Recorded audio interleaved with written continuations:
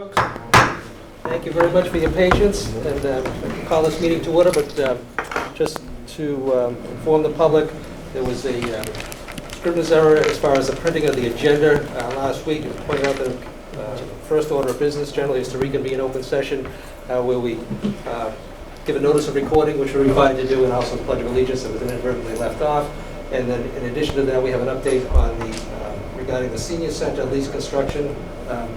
Senior center that was further on down the agenda, we decided to do this a little further up on the agenda. So those were the only two changes. Well, some people may think it might be due to senility on my part being around too long. It was just an oversight when it was cut and pasting that there was an error on the agenda. It was corrected, posted up appropriately at the town clerk's office and on our website. So with that,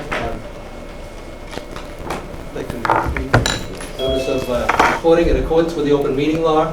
The board states for the record that this meeting is being recorded by NORCAM and may be recorded by other local media. If you're able, please rise to the pledge.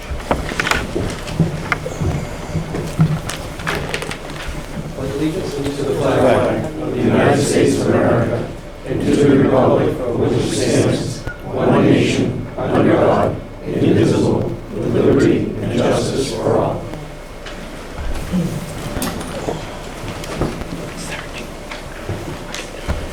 The first order of business tonight is something that we take great pleasure in doing at times, which is proclaiming certain days for certain people or certain events or certain activities. This week, tonight, we're here to, first of all, honor Tim Burgess. Tim, most of us don't need an introduction. I mean, he has been a local hometown pharmacist here for over 3 decades. Started his career over 4 decades ago with a good friend who we miss dearly, Joe Price, the Center XL drug. Many of us know. For those of us that grew up in town, and there are many of us here this evening, there was 2 or 3 pharmacies in town 50, 60, 70 years ago. And Joe Price was one of the anchors here. And some young kid up the street off of Haverhill Street, Joe saw some promise in him, or probably felt badly for him, figured he needed a job. The only way he could make sure that Tim wasn't stealing the candy was to put him behind the counter and make sure that he was watching him closely. I gave Tim a shot and gave him a job, and with that came some inspiration, I believe. It also gave him some good education as to how to be a good community member, how to be a member of community. When you have a local pharmacist here, they know the community intimately, and how they handle it is key for so many people. And I know personally, but for Tim, he's been here for 32 years as a registered pharmacist, and his entire career here in North Reading. He could have gone to other places, and he did start out at Joe Price and Center XL Drug, but he did go to a large chain, CVS, and decided he wanted to stay here and service his home community. And in doing so, he was a familiar face behind the counter. He was the guy that we could go to and talk to in confidence, and confidently know that he's going to be overseeing what's being prescribed to us. Sometimes having to second guess the physicians who are prescribing things, or if one physician's not talking to another, it's the Tims of the world who will say, whoa, time out, let me call the doctor, you shouldn't take this at this time, you should space it out a little bit differently. I mean, the advice over the years that we've gotten from Tim is invaluable, and again, many of us are still around today because of Tim's actions. So it's not very often we get an opportunity to recognize basically a 40-year member of the business community who made a conscious decision to service his neighbors, his friends, and his family, and stay here. And that's exactly what Tim's done. And when I was talking to his brother Scott, he said, Tim's retiring. And Tim doesn't look like he's old enough to retire. But I don't know what the magic pill is that you're giving yourself. It seems to work pretty well. But hard to believe, and again, it's another benchmark in the community here where the generation's coming in, and fortunately for us, Tim has been mentoring people along the way as to how to be a community pharmacist, not just someone who's counting out the pills and handing them out to you, but knowing his customers, knowing his clients, knowing his community, and caring about it. And for that, we're extremely grateful. And it certainly is worth recognition, and it's my pleasure to be able to put this up this evening to do so. And in addition to that, we'll put the word out to State Representative Brad Jones and Bruce Tarr, both know Tim well too. They want to jump at the opportunity too. The other thing that's important to note is that your brothers wanted to make sure that you were sufficiently embarrassed, and we hope that this is happening this evening. And they didn't have to pay me to do this, because you know, if I thought I could get you up here and tell you to drop your trousers and give you that horse needle that you're always threatening to use people with, that would be good too. It's only uneasy. Yeah. But anyway, so we have a couple of presentations. The first one is the board is going to proclaim a day to be Tim Burgess Day here in North Reading. And we've picked out an appropriate day, I think an appropriate day, but you'll hear that shortly. So we'll accept the motion to so proclaim, and then there's a couple of other presentations that are going to be made by state representatives and state senator, not only on their own behalf, but on behalf of some state agencies that they'll read aloud to. And again, Tim, personally, thank you very much for all that you've done for the community. We wish you nothing but good health and longevity, and maybe come back and fill in once in a while. And are you changing your cell phone number so people won't be able to call you? I hope so. All right. Mrs. Moran, do we have a motion? We do. Mr. Chairman, I move to declare April 1st, 2026, April Fool's Day as Timothy Burgess Day in North Reading, and to approve the associated proclamation. All right. Mr. Waller? Second. Second by Mr. Waller. And we'll read the proclamation after we get into that. But anyway, Tim has a great sense of humor, so what better day?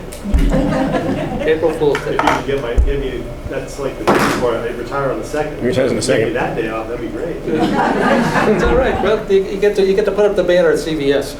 April Fool's Day is Tim's There, Day. actually. I saw it, there's a big stand-up poster about it. Yeah. And look at it carefully. It says, happy retirement. Good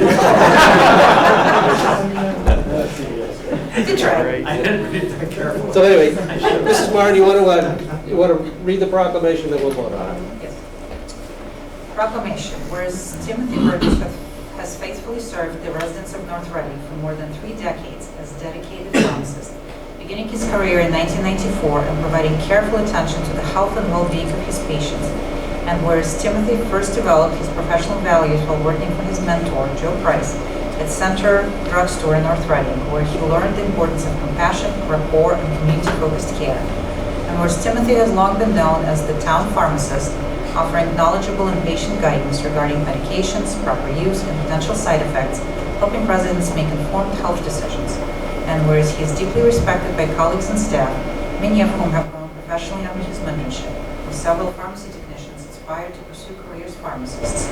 And whereas Timothy's good name, sense of humor, and unwavering dedication, having rarely missed a day of work, have built lasting connections with generations of North Reading families. And now, therefore, the Select Board of North Reading hereby recognizes and honors Timothy Burgess for his exceptional service, leadership, and contribution to the community, and thus hereby proclaim April 1st, 2026 to be Timothy Burgess Day in North Reading. On the motion, is there any comments from members of the board at this point? Just put it to a vote. Let's ask you roll call vote, since Mr. Massey is with us this evening remotely, so it'll be roll call vote. Mr. Massey? Second. Aye. Second by Mr. Studi. Okay. Mr. Studo? Aye. Mrs. Moran? Aye. Mr. Wallen? Aye. And the chair enthusiastically votes aye. So be it. So declared. April Fool's Day.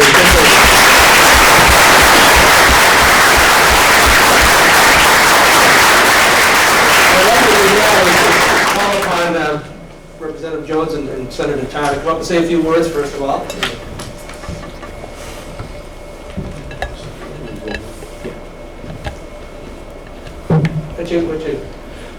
You used to be in front, Senator. Yeah. Don't be shy. All right, Senator Tarr. All right.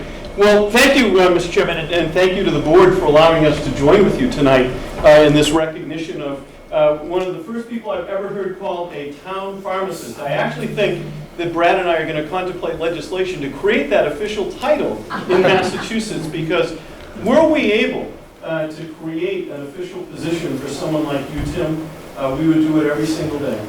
We do it every single day to say that every community should be so lucky as to have someone who will be behind the counter waiting to hear about your health concern, waiting to be the person who is the most accessible healthcare professional for most of us when you walk through the door and you walk up to the counter, waiting to be there with a sense of humor when you might be a little bit stressed out about some of what you're dealing with regard to your own health condition, waiting to be there with a sense of humor when you're absolutely confused about the directions that are in microprint on the medicine that you just got prescribed, waiting to be there to give you the piece of friendly advice that may not be technically in the description of what a pharmacist does, but makes such a difference in someone's life. And today, when healthcare has become so bureaucratized, waiting to be there to be the face, the personality, the hand that reaches out and says, I'm here to help. And I'm not on the other side of a computer, and I'm not on the other side of the world. I'm right here as your neighbor to be able to help you. And so if we could legislate such a thing, we would do it in a minute. And if we did do it, we would point to you as the model and the inspiration for the concept of a town pharmacist. So we're pleased to be here to be able to say, congratulations. Thank you for choosing to stay in North Reading. Thank you for choosing every day to be the person that folks know they could count on when they walk through the door. And thank you for choosing to be the kind of neighbor every community should have. So Tim, we've got some presentations to make, but I want to give Brad an opportunity to speak, and then we can get into that. But Tim, congratulations. Thank you for everything that you have done. Thank you for who you are. And thank you for what you represent in the community. It's an honor to be able to come and say all of those things. Congratulations. Thank you. I want to echo Bruce's comments and Steve's comments, and as a North Reading resident, on many occasions had cause to go to CVS, and everything Steve said was accurate. Tim was always willing to shout over the counter, do you have a question, do you have a concern? Geez, did your doctor tell you this may create a problem with this other prescription that you're on or family members on? And I think that is so critical. And I know oftentimes the board, recognizes people that have been in public service, maybe a long-standing member of committees, elected or appointed, or a combination thereof. I think you're every bit as much a member of the community, the Curly community, because you serve the public day in and day out in a way that makes them feel comfortable, supported, and helped. And that's so important. I was talking to Tim in the hall, and my family first lived on Hazel Street, a few doors down from his family, and we commented about how everybody knew everybody back in the neighborhood. When I came along, I crowded the family out, and moved over to Park Street.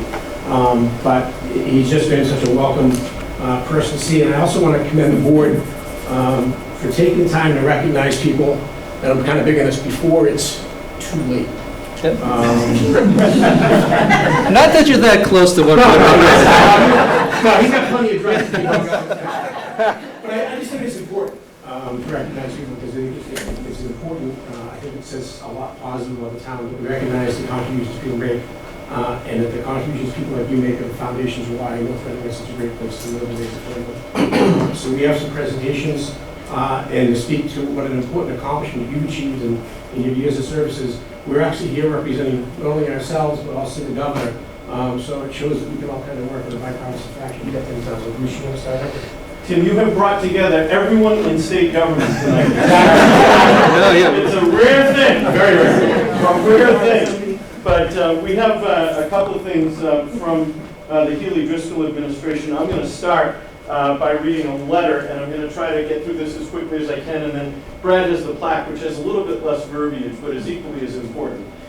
So this is a letter from James Lavery, the director of the Massachusetts Bureau of Health Professions Licensure, and Michael Godak, the executive director of the Board of Registration and Pharmacy.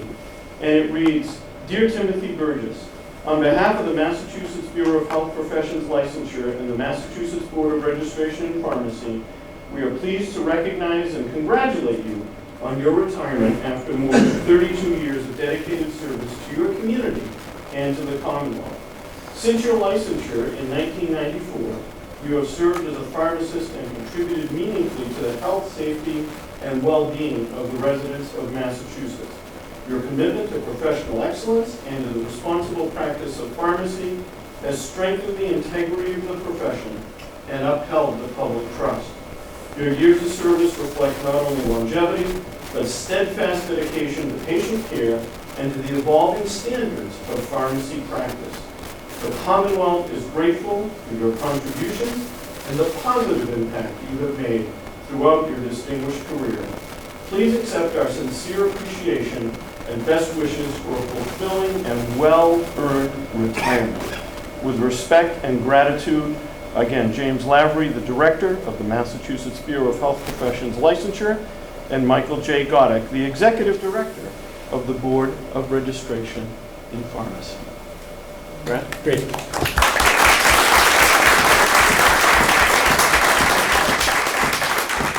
formal certificate of retirement recognition, and the certificate is proudly presented to Timothy Burgess in recognition of more than 32 years of dedicated service as a Massachusetts registered pharmacist. Since your licensure in 1994, you've demonstrated steadfast commitment to patient care, professional excellence, and the health and safety of the residents of the Commonwealth of Massachusetts. With sincere appreciation and gratitude for your distinguished career, we honor your contributions to the profession of pharmacy, given the 6th day of March 2026, James Lavery, BHPL Director, and Michael Godek, the Executive Director of the Board of Registration of Pharmacy.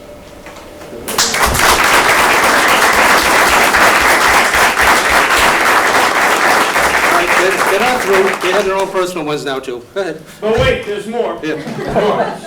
Now I really have to retire. Well, we could also pass a special act extending it to them. Those we do. I would say after many years in state government, I've rarely seen such a prestigious-looking framed plaque from any entity in state government. So congratulations to the... Okay, so this is a prescription for a long and healthy and happy retirement written to you by myself and my colleagues in the Senate. And it reads, be it known that the Massachusetts Senate hereby extends its congratulations to Timothy Burgess in recognition of your years of service as a community pharmacist for the residents of North Reading.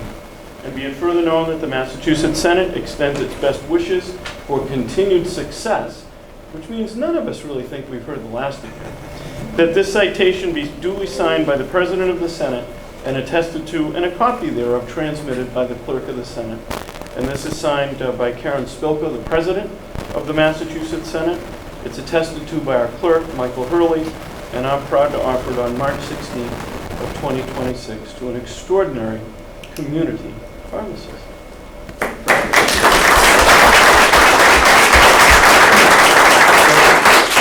On the way here tonight, I stopped at CVS and went in the Hallmark section and found a card for you. But if you do mail it, extra postage will be required. It's from the House of Representatives. Be it hereby known to all that the Massachusetts House of Representatives offers sincere congratulations to Timothy Burgess in recognition of your more than 32 years of dedicated service in the Commonwealth of Massachusetts. The entire membership extends its very best wishes and expresses the hope of future good fortune and continued success in all endeavors, given the 16th day of March 2026 at the State House, signed by the Speaker of the House, Ron Mariano, and myself, Bradley Jones. Congratulations.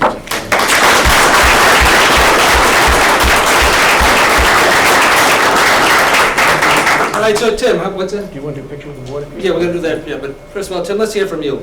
I know you're shy.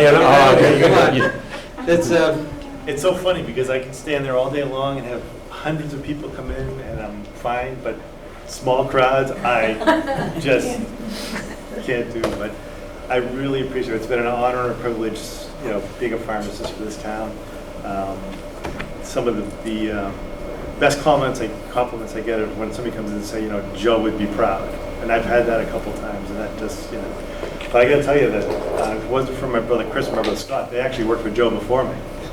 And so they kind of... Despite that, he hired you. Yeah, exactly. Yeah. But it's just, you know, it's been a seriously a privilege and an honor, and I really appreciate all of this. I don't feel like I deserve this, truly, but I really do appreciate it. All the more reason you do, because just the way you are. No, truly, you do deserve it, and you're a treasure. Thank you. Thank you. So let's get a couple of pictures up here, all right?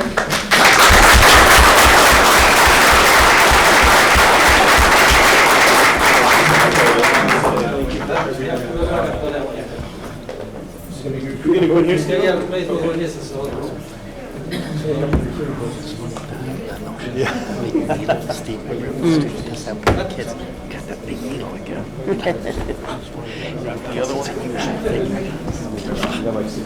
Tim, you get to hold this right. Thank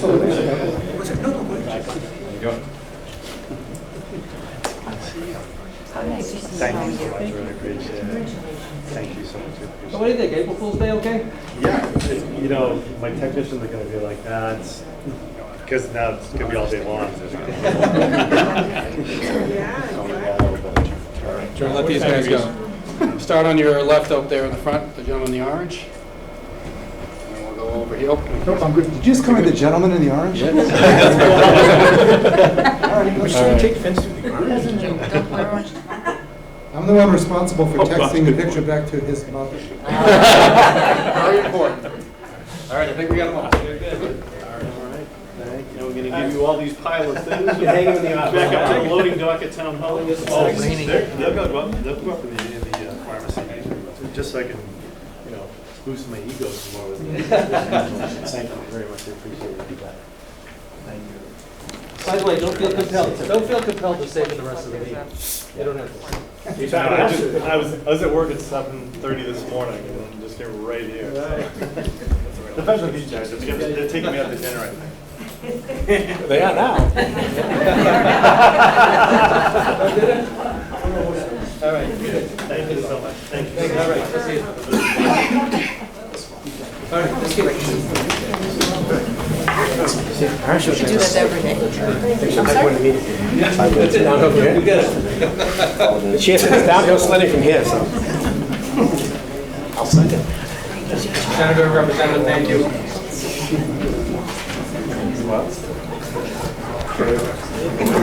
As the representative just pointed out, that was probably the high point of the meeting. It's all downhill. Don't say that.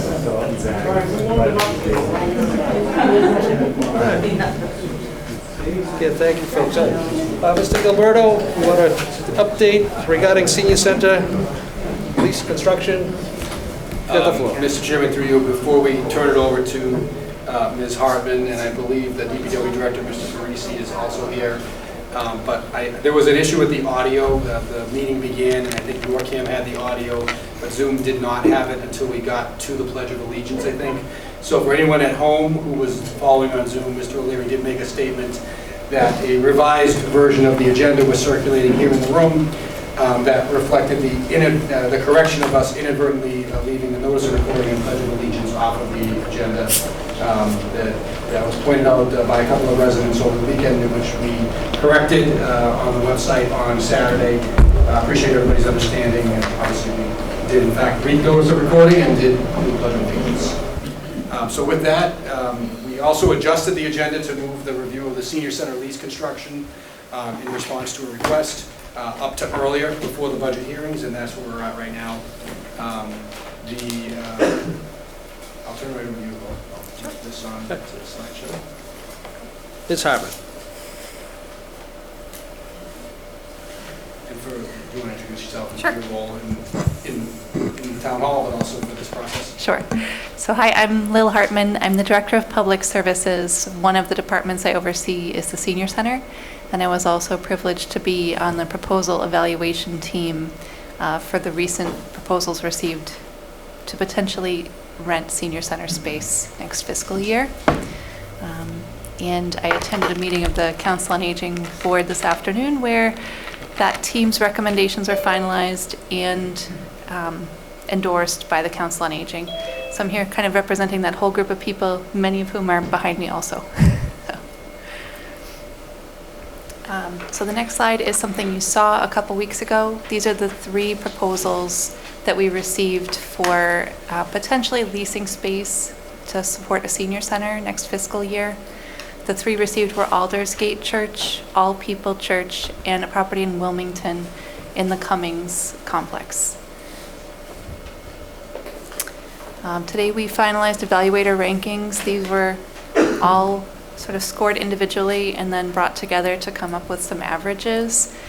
Unfortunately, we found that none of the proposals sort of met the overall need of the senior center for the long-term or even the immediate need, with the highest ranking being 50% of the possible score, and each of these having significant challenges that prevent us from recommending one of them at this time. Mr. Chairman, through you, if I could just clarify the total points that could be earned, where that summary total score is, and then also who the evaluators were. Sure. So the total score could have been 21 if we had a property ready to go with sufficient space that was a programmatic fit with adequate parking. And the evaluators included myself, the Director of Facilities, Todd Wokel, who's behind me, Kim Manzelli, the Director of the Senior Center, and 2 members of the Council on Aging Board, Barbara Campbell and Maxine McPherson. So, so the overall conclusion is that none of the proposals fully meet the immediate need. We saw one without enough space, we saw one or more with not enough parking, and one or more with unknown or high costs to develop a space into an appropriate space for senior center. Based on what we know today about these proposals, we do not recommend committing to a 5-year lease with any of the landlords that submitted proposals. However, remain open to continued discussions with potential landlords, these and others, and open to issuing another RFP if an appropriate opportunity seems on the horizon. Mr. Chairman, through you, we are aware of at least one potential opportunity that may present itself that we see may further inform next steps. I'm certainly not knowing until we have a proposal in hand. It is possible that the RFP could be revised as well. So the Council on Aging, a quorum was present and endorsed the recommendation of not committing to a 5-year lease with any of these proposals at the current time. They also recommended appointing a building committee. And because the original proposal that you received for a fiscal year 27 budget for elder services included $800,000 lease space request, that should be removed. Instead, the Council on Aging Director and Committee recommend adding 2 days a week at Aldersgate, similar to the current level services that are offered through the Senior Center. And to support that in a more sustainable way, adding a 19-hour per week program assistant who can help ensure building safety and access for everyone who uses it. I guess bringing the request down by over $700,000, but still beyond level funding for the previous year.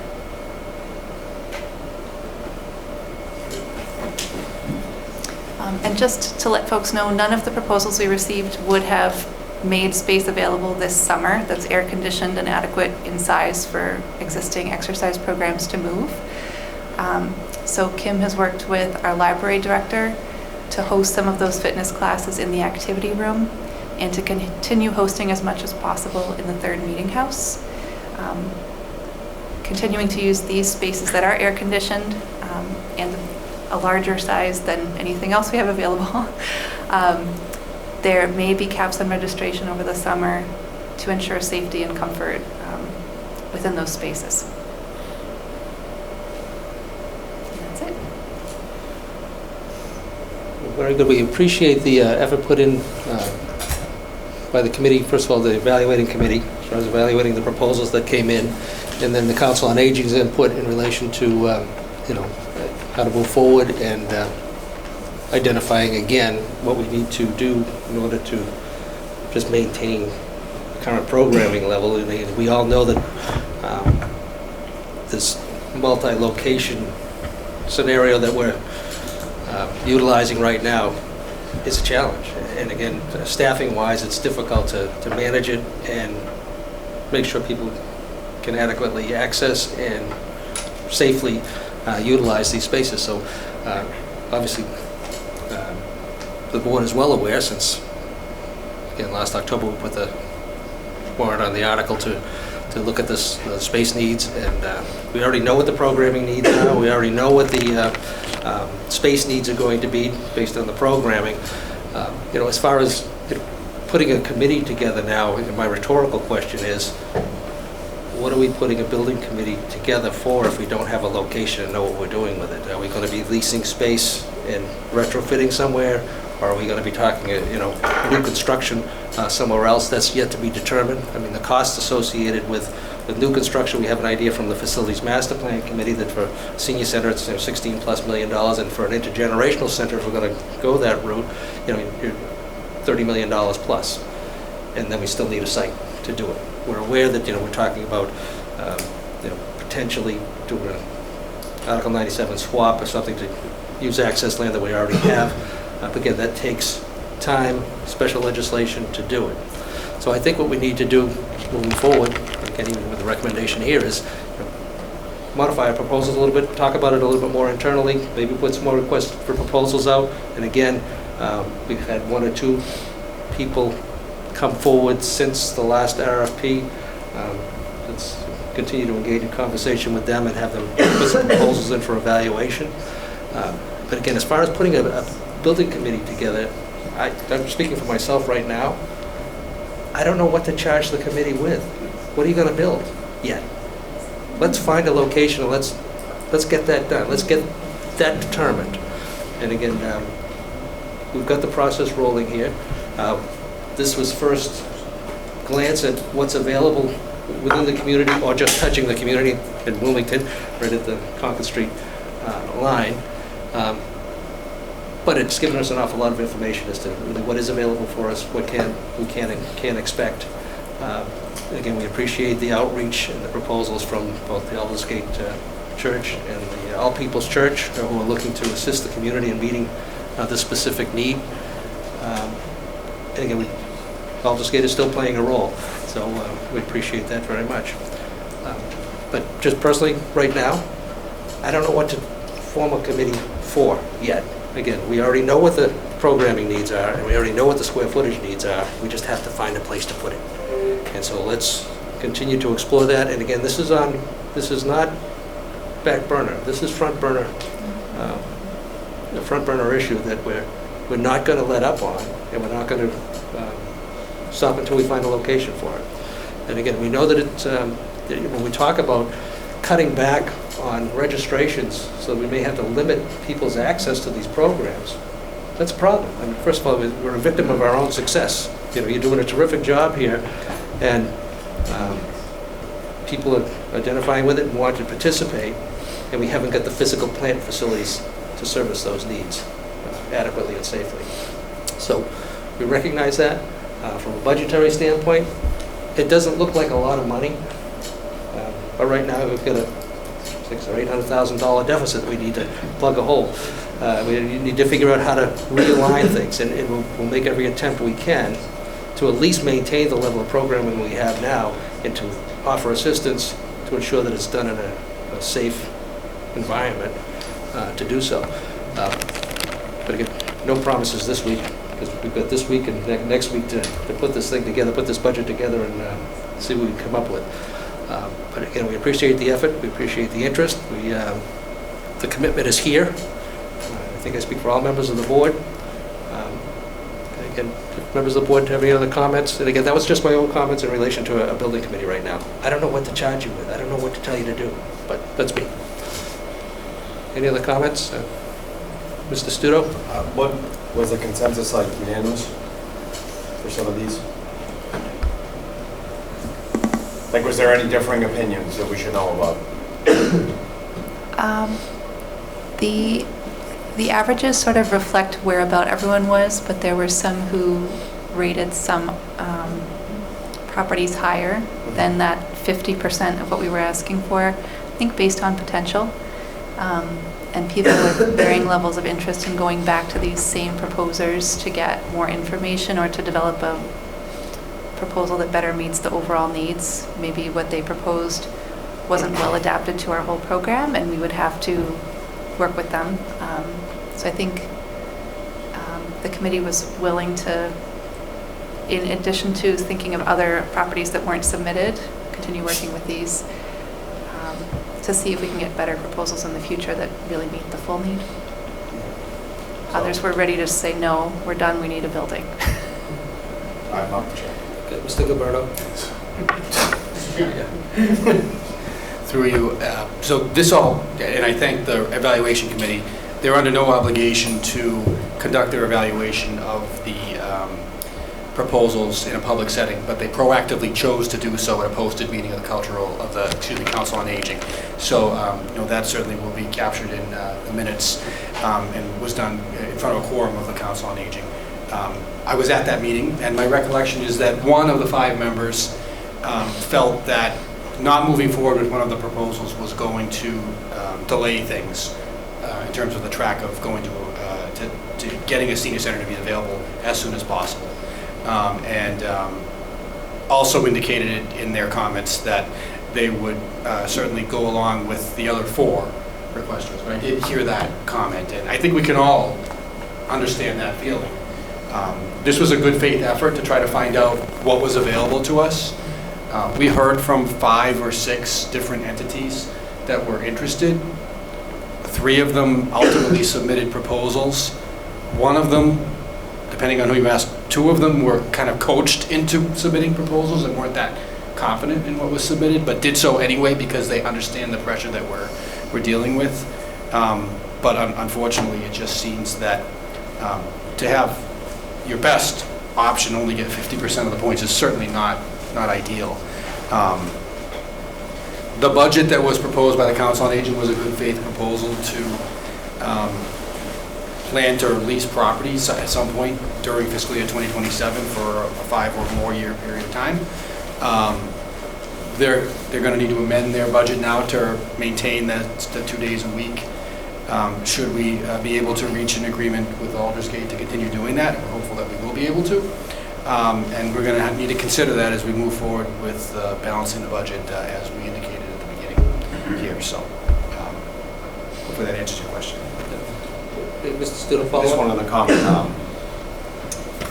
If it's not too much trouble too, I think that it would be good, and if the board agrees, and just to ask if the Council on Aging actually just put something together that summarized this, because bullet points are good, right? But not everybody's here because it's a hot topic, right? Even something short, even in a transcript. So to dispel the narrative that no one's doing anything here, and there's a lot of employees working really hard, and it's getting real old to read over and over that people think they're doing nothing. So I think if a letter comes from the Council of Aging, then you can still write your message, but you're gonna have to directly contradict community members working very hard, because I know they do here. So that'd be great if you can. Thank you, Mr. Chair. I'm sorry, Mrs. Moran, you're liaison of the Council on Aging. Yes, I've read through the proposals and I can see where the committee was coming from in evaluating these proposals. Unfortunately, we did not get additional proposals that perhaps we were hoping for. And I definitely want to say thank you to the committee for evaluating them and providing this critical feedback. So clearly this is not currently the path forward. I think perhaps we can reissue an RFP and look at amending the scope so we at least have some relief short term for the staff. Because building a new building is going to take time, and we need something that will help to alleviate the programming issues in the more immediate term. Mr. Massey? Yes, thank you, Mr. Chairman. I agree a lot with what the chairman stated, and hit a lot of topics on point. And I agree with the committee's review. I felt as well that a lot of these offers weren't the best, and they were very expensive at the rate too. These proposals seem very reasonable here. This would be 10 grand a year. Just from 10 plus 18. 10 plus 20. Yeah, plus 18. So So about 30. approximately, just under $30,000 Yeah. For next year. for next year. Understood. Mr. Chairman, the one thing I would disagree with is as far as the building committee is, there may be an opportunity where we could charge them with starting to look at some land, and I would, believe that a lot of what may slow down the fire station building committee is looking for land. And if we can get out ahead of this one, where we can get our things together internally, and then go out and procure an architect and an OPM to get going. We do have funding allocated, but I do think there's an opportunity to use this building committee to at least start to look into land, and we could, like you mentioned earlier, potential for Article 97 land swap. So there's many things that we could charge the committee with rather than town administration.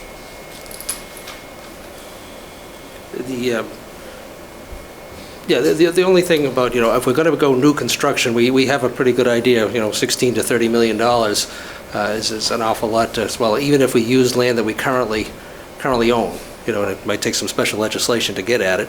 And I know that there's been proposals in the past which are very reasonable to, try and site this down at the Wheeler property in Ipswich River Park. But again, there's some hoops to go through. And if there's some more cost-effective ways to accomplish what we're looking to do here and get the square footage and programming that we need for less money, I think we have an obligation to the taxpayers to do that. So once we feel as though we've exhausted all of those efforts, then we come back to new construction. And I don't think we're quite there yet. I know this is our first attempt, and I think it was an educational process to go through. I still think we should investigate it a little bit further. And then we may very well end up at, looking at new construction. But we're talking new construction of anywhere from $16 to $30 million, plus on top of asking taxpayers for a new fire station. That's an awful lot that we're talking about. So I think we need to evaluate the most cost-effective way to meet the programming and needs of senior elder services. Mr. Wallner? I'll just say thanks again for that committee for putting that together. That's very helpful. I think it's very reasonable to ask for the $28,000 to kind of carry on as we go forward. But I can tell you that, and I think you've already heard it, is that we are talking about this all the time, and we're taking action and we're making plans about how to deal with this. So to us, hearing that these three didn't work out is not anywhere close to disappointing. It just actually just eliminates one more thing off of our options so we can continue to move forward on other ideas that we are doing. So we're very, very focused on this, and we're not going to stop till we get it done. Ms. Mullen? Yeah. Ms. Mullen? Mullen, 29 Abbott Road. I think one of the things I have a concern with is we've heard from an awful lot of people about why we didn't do this for the applicants. And I have to be very honest, I had a conversation with the selectmen and the administration the night before, 2 nights before, we voted on this in October. And I said I was concerned, we only 2 members that were looking for the intergenerational center, recreation, and immunization, that we had a concern that we were going forward with a number, 150,000, which was the first time we heard it. And I was going to vote against it. No one was seen as to be upset. It felt like in the amount of committees that I've been on, the amount of committees that we've looked at for many social senior centers and recreation centers, probably over 20 or 30 we've looked at between recreation and UC, and had everybody let us know, when you have a committee, you got to do displace the seniors where they are. If you had this type of committee, you're asking 35,000 and 150. And you made it very clear that I felt we weren't going in the right order. I spoke to a selectman, I spoke to an administrator, and to say the concern was I was going to vote against it and try to talk to town meeting and voting against it. I had the word of 2 people that, don't worry, we're asking about the 151st, and that we're going to call a committee right away to look at it. And the committee also, in all these towns, work simultaneously together. It was only 3 weeks ago that we called some people together to say, look at this in a short period of time, and 3 weeks later, they voted on it 4 weeks later. To not have had the committee, when I was told at that time, we're going to move ahead with it. There is a lot of frustration, I'll say on my part, and not speak to anybody else, but I also represent 2 committees that felt the same way. The numbers are just put out 150, and I was told that, do not worry, don't look in the past, we look in the future. With that money there right now, that 150,000, and you form this committee right away. You will then have, the committee will be studying, we'll study sites to be looked at, we'll study what we want to be feasibilities, we'll be able to take that money and put that towards those. That's why the 150 would be a good, big help, because it will be ready in June. And I have to say, we're almost at the 6-month mark. And I can tell you the recreation and LUC has still gone forward. We've looked at sites. We've been looking at them for over 8 to 10 years. And we were promised that there would be a committee formed right away, and it hasn't. So it is some frustration. As a kid, I was brought up, your word is your bond. And none of you can guarantee anything, none of us can. But if you lead people to say that we're going to make a decision soon, I think that should have happened. So to say, let's wait. Everybody can say up there that you all know the sites and the this and the that. But if you talk to the members that have been studying for 8 and 10 and 12 years, and I've told you all that before, every time I stand up, that I asked for the committee, and wasn't. This one I didn't do. This wasn't pushed by me. So I'm blaming seniors that are here. But I can tell you that I did speak to 2 people that said, that's why we're going. If I have a regret that I didn't stand up that night and stick to my conviction and vote it down, because then at that point I think we would have put the committee in place. Both committees should work simultaneously at the same time. Thank you very much. Hi, Valerie Schiavone. I'm also the chair of the Council on Aging. My concern with waiting on the committee is that we could potentially just do 2 things at once, because there are 2 solutions here. One, we need, as we know, the senior center is not sufficient in its capacity to hold all the programs that we would like to. Now we're going to be using attendance at programs. So we do need to find a place that we can lease, but at the same time, we also need to find property to build on, because ultimately that's going to be where we're going to be going next. And I guess my concern is that why can't we start looking at properties? Couldn't that be the charge for the committee, is to start looking at available land? Todd had a lot of great information that he presented at our meeting last week about some things that could be done. And I just think it would send a good message forward that we do intend to have a good senior center, and these are the steps that we're taking on, and having the committee that can be one of them. Thank you. Thank you, Valerie. Thank you. Any other comments or questions? So Michael, if you want to maybe summarize where you think we're at from an administration standpoint? I think the thing that we're focused on administratively right now is funding for the 2 days at Aldersgate. You know, as information comes in from potential other interested parties, we'll certainly make it available through the Director of Public Services and the Director of Public Works. The committee may wish to amend the RFP. Ultimately, we can bring it back before you to be reissued if there's information that's of note, and we can take it from there.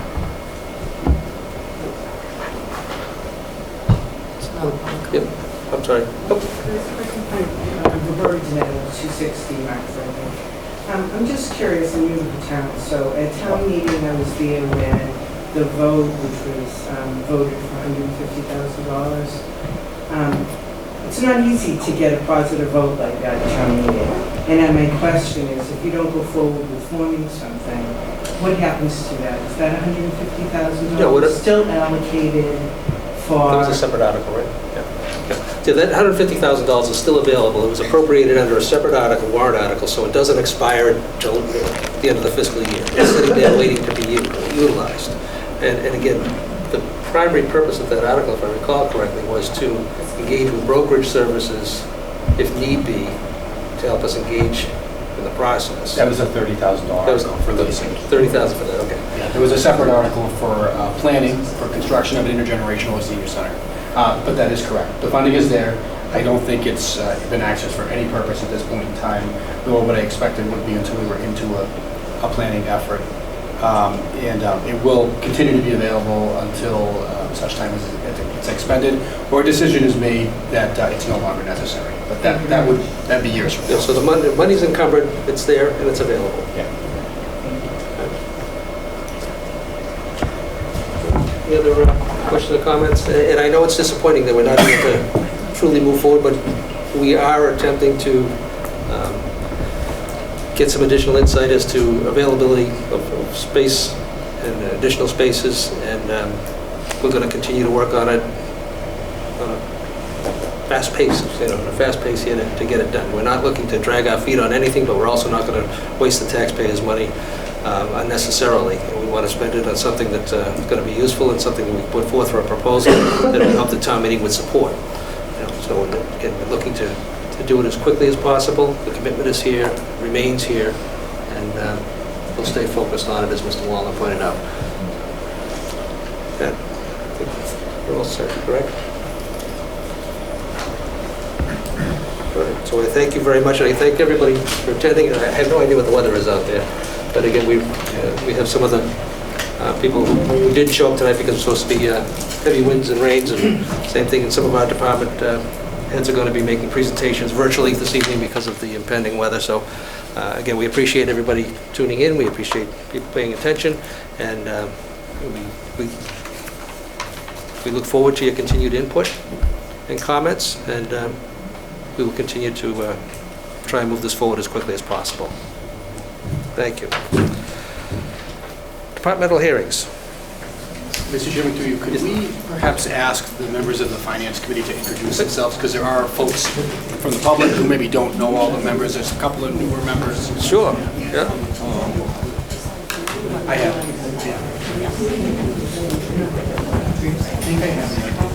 All right, let's give people a couple of seconds to clear the room and take the conversation.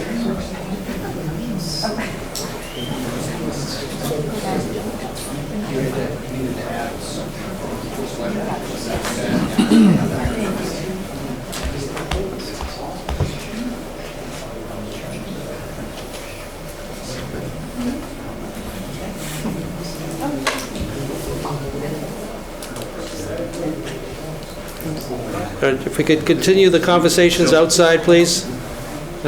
Thank you.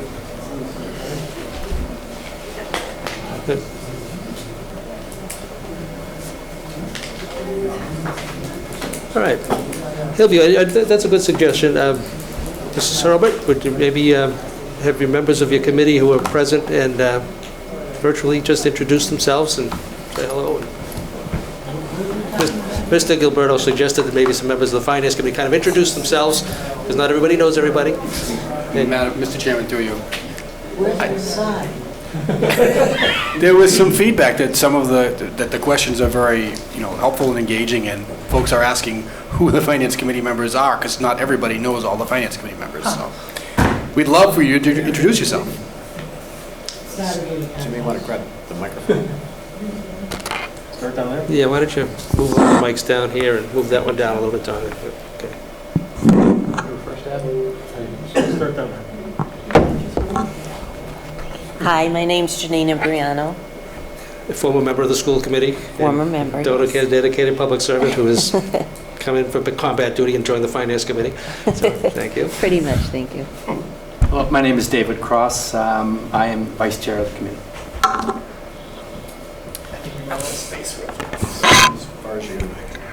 Rich McGowan, also a former member of the school committee. Another battle-tested individual, Yep. right?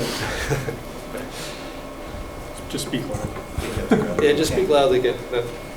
Abby Hurlbut, I chair the Finance Committee. I also chair the Fire Station Committee and was the chair of the Facilities Master Plan. Mr. Kelleher. Don Kelleher, member of the Finance Committee. Capital Improvement Building Committee. And other things, and a former secondary school building committee member, right, a few other things too. And then, do we have any members on? Yeah, Mr. Ragucci is online. Vin, you should be able to unmute yourself if you want to just briefly introduce yourself.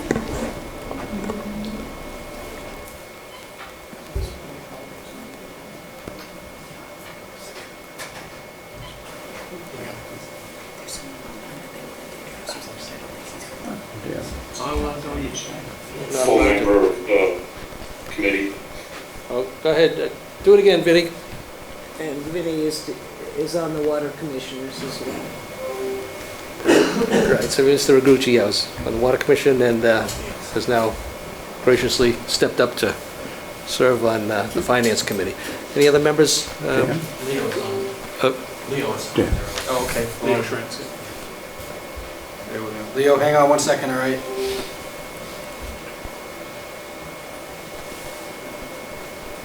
Okay, should be able to unmute. Hello, everyone. Leo Schranz. It's just my second year here on the Finance Committee, so I'm still relatively new. Thank you. Thanks, Leo. And enthusiastic too, I hope. Not too bad. We haven't beat it out of them yet. Nice, good. And again, the Finance Committee is made up of 9 residents who volunteer their services and are actually an arm of town meeting. They're an advisory committee to town meeting, but they serve a far more vital role to the administration and the board throughout the year. So we appreciate their efforts and the 9 members who have stepped up to the plate to do so, and many of them for many years. Again, it's so important. So thank you very much. With that, Hillview. All right, thank you. So we're here to present the Hillview Commission's All right, Ted, why don't budget. you introduce yourself too? Oh, sorry, fine. Ted Haggerty, 23 Williams Road, Hillview Commission. Sound good? All right. He used to be on FinCom. It used to be on the Finance Committee, right? FinCom for many years. All right, I just want to start off with a few bullet points that aren't on there, just to get them out of the way. Retained earnings are closing in on around 1.3 million, and that is after accounting for the 500,000 for the building demolition. So retained earnings are in very good shape. Debt service is hovering just above about 100 grand right now. So we are poised for in the coming years to take on new debt, so that's in very good shape. Our golf management contract will be up at the end of this year with the option for another 3-year extension, and golf carts are running through 2029. So those are some of the high-level bullet points before we jump into the numbers. All right, so the overall budget, the expenses are going up about $37,000. Those are net of those 3 main topics that you see up there. So the one that's going up is miscellaneous capital. Past few years, we've been running right around 300K, and that has typically been all for new equipment. This year, it's come up that we need about $150,000 for electrical work on the course. So we said, okay, we can fund a good portion of that, and then it came out that the needs for new equipment was going to be roughly 200K, and that was going to do the job. So 350, 200K for some new equipment that they need, and 150,000 for electrical work, and that will be covered on miscellaneous capital out of our operating expenses. So that is what's gone up. 2 items that have gone down are repair and maintenance and electricity. Now those are going down in relation to we're getting rid of a building. Could these have gone down more?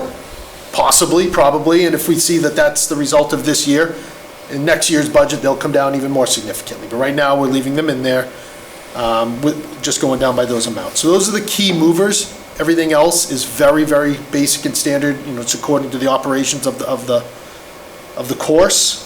So up 37, largely due to that electric work that we're going to be doing. Is what you're seeing here.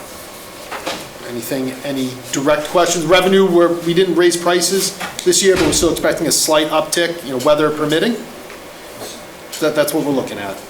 Next year we will raise rates as we do every other year.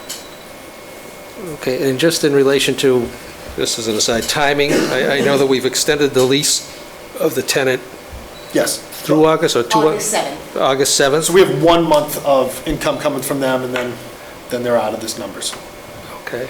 And then as far as the plans for the demolition, is that on a schedule yet? So we're working with the OPM right And again, now. Karen Moberg. Yes. Hi, I'm Karen Moberg. I'm the operations manager at Hillview, also a community member. So the current OPM that we've been working with is developing the bid package for the demolition contractor. They're slated to have the demolition package ready to go out to bid in May or June. and then we'll have some solid numbers at that point, with the hopes of the demolition starting with the remediation of any kind of asbestos or hazmat after Labor Day, and probably full demolition in October. Right now, we've earmarked $1 million of that, $500,000 that we're covering, $500,000 that we will be bonding for a short period. Early indicators are that it will not surpass that $1 million, so we feel pretty solid about that. Great.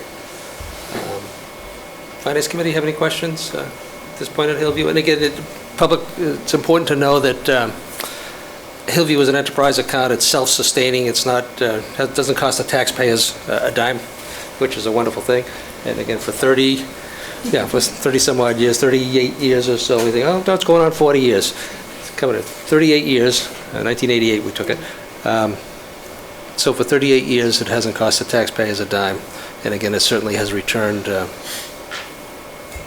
on its investment that was made substantially over the years. And again, to the 7 commissioners, and Karen, particularly George, who's been chairing the committee for years and years and years. They've been great stewards of the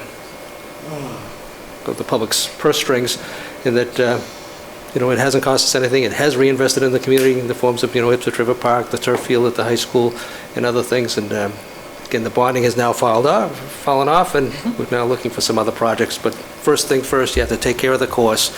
That's the golden goose. Make sure that that's well maintained, and they've done a great job of maintaining that and ensuring that the play is still up, and if the weather stays good, and even in bad weather. There are a lot of people that play golf in bad weather, which is a good thing. But they've done a fabulous job, and it's not a drain on the taxpayers. And by the same token, the administration and the board, previous boards, have been very cautious as to not rob the enterprise account, to ensure that it doesn't get depleted and doesn't run low. So everybody's done a very good job of marshaling this thing forward, and we again look forward to a future generation of it. Any other questions, members of the board? Mr. Massey, all set? Chairman, I'm good. Thank you. Thank you. Very good. All right. Thank you. Ted, thank you very much. Karen, thank you. Thank you. All right. Here we go. Board of Health.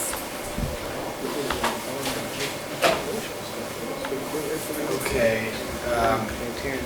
I think Robert F. is Mr. Bracy, and if it is, could you unmute yourself?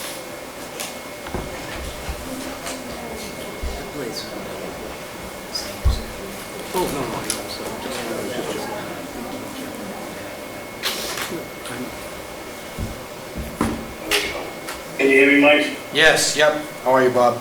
Thank you. Thank you. Sorry about that. All right, I have your presentation. I'm going to share it now, okay?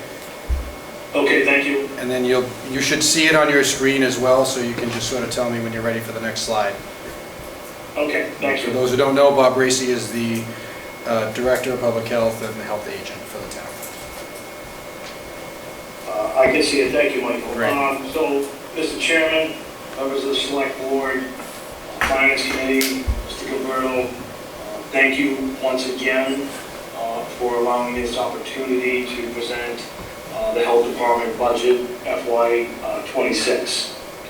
Next page, please. As we all know, the North Reading Board of Health mission statement is the Health Department is to promote and protect public health, including the physical, mental, and social wellness of all the residents of the town of North Reading. Next page, please.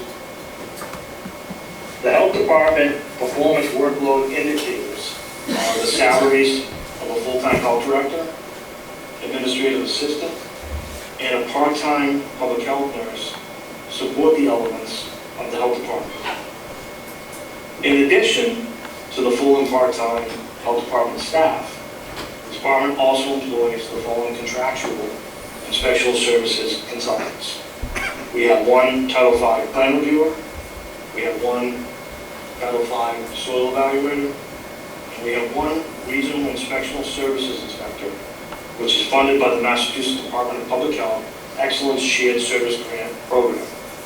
That is being funded by the state and at no cost to the town of North Reading. Next page, please. The health department programs and services are as follows: policy and administration, environmental health program, the food protection program, community sanitation program, community health program, the emergency preparedness planning program, animal control, and other nuisance-related issues. Next slide, please. Some of the FY25 notable achievements for the health department this year was we worked with the Mass Department of Environmental Protection and Porter Environmental on behalf of the residents of Martin Landing to help mitigate odors emitted from Martin's Landing wastewater treatment facility. Now, this is a continuing, ongoing issue that we're still working with for those residents. We're providing educational guidance and community-wide information workshops in conjunction with the Community Impact Team on Nicotine-Free Generation Initiative. We've provided education and guidance on the Commonwealth of Massachusetts Affordable Home Cares Act initiative on accessory dwelling units to North Reading residents. We've also sustained and expanded the Massachusetts Department of Public Health Excellence Grant. Again, this is the Middlesex Essex Public Health Collaborative Grant, which provides additional shared services for a public health nurse and an inspector. Again, at no cost to the town of North Reading. We've also sustained collaboration with the New England Interstate Water Pollution Control Commission for the oversight and administration of the North Reading installer's exam license. Next slide, please. In FY25, the health department issued 282 permits. As you can see from the pie chart, it's a breakdown of the permits that the health department issues. Next slide, please. The next slide is the FY25 Board of Health inspections and complaints. Last year we had 721. As you can see from the pie chart, those are breaking down into the categories of the complaints that we had had. Next slide, please. The next slide is the FY25 Board of Health plan review and sign-offs. As you can see, the breakdown of the majority of the 2 sign-offs and plan reviews that the health department conducts. Next slide, please. And in closing, the FY26 goals for the health department is to continue to provide public health outreach by informing, educating, and empowering the residents and businesses of the community of North Reading. We will also continue to implement the 10 essential functions of public health for the town of North Reading to sustain and maintain public health services. At this time, as the Director of Public Health, I'm requested level service funding for the health department with no increases other than contractual agreements with health department staff. And that's it for the health department presentation. I'll take any questions if anyone has them. Good. Any questions, Finance Committee? No? Members of the board? Good. All right, Bob, well done. Thank you very much. Thank you for all you do, and your staff, you know, Chrissy, Pam, everybody, and the members of the Board of Health for all the hours you put in. Greatly appreciated. Thank you very much, Mr. Chairman. And thank you to the board for all your support and the town administrator for all your support to the health department as well. You're welcome, Bob. All right, next up, Community Planning Commission. Okay, Mr. Chairman, the town planner Danielle McKnight is joining us virtually here, and I see we have members of the Planning Commission also with us. Danielle, you should be able to unmute, and if you want to turn on your video by virtue of the co-host setting, let me know if it's not working now. So can we have Chairman Pierce, Mr. Griffin? Oh. Hello. Hello. We have a little bit of an echo going on. He just woke us up. Oh, Joker. We're haunted. Shall I go? I'm sorry about the echo, I don't know why. Okay.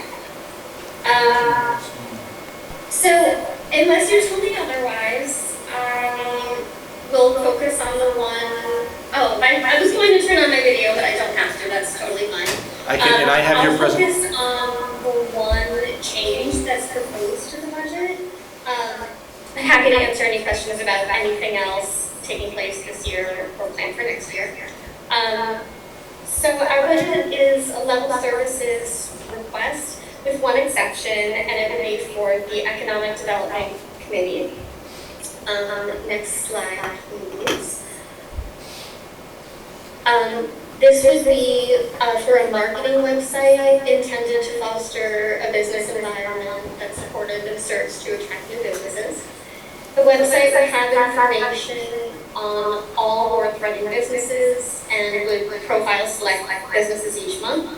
It would promote businesses having specials and events. It would highlight other local amenities, destinations to promote North Reading as a regional draw.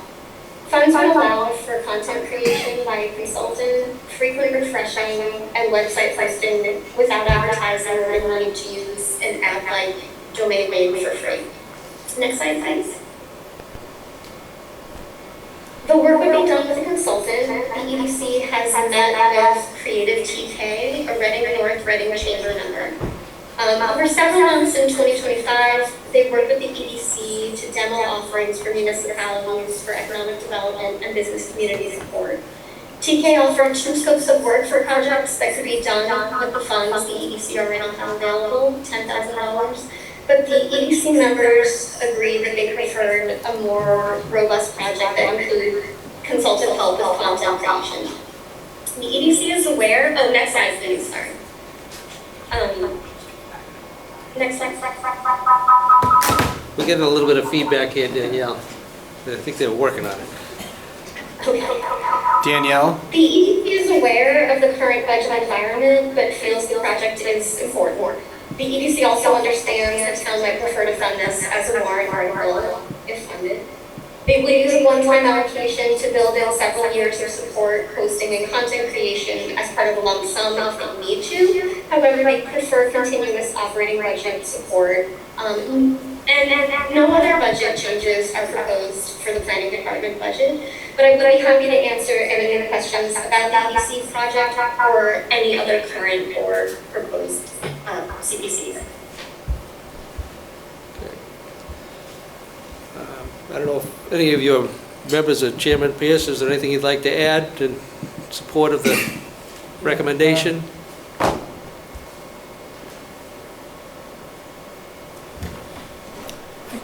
The EDC tries real hard, done a lot of work trying to, when they had a project to work on, they went after it and got everything they should have out of that project, being Martin's Landing. So, but it's very difficult for them. We don't have a defined center, so it's difficult for them to formulate some kind of a plan to get the growth to happen. So I think that this particular plan, what it will do is provide them with the ability to allow the existing businesses to grow. And I think that would foster an environment that would be attractive to new businesses. So I think that's why this is important.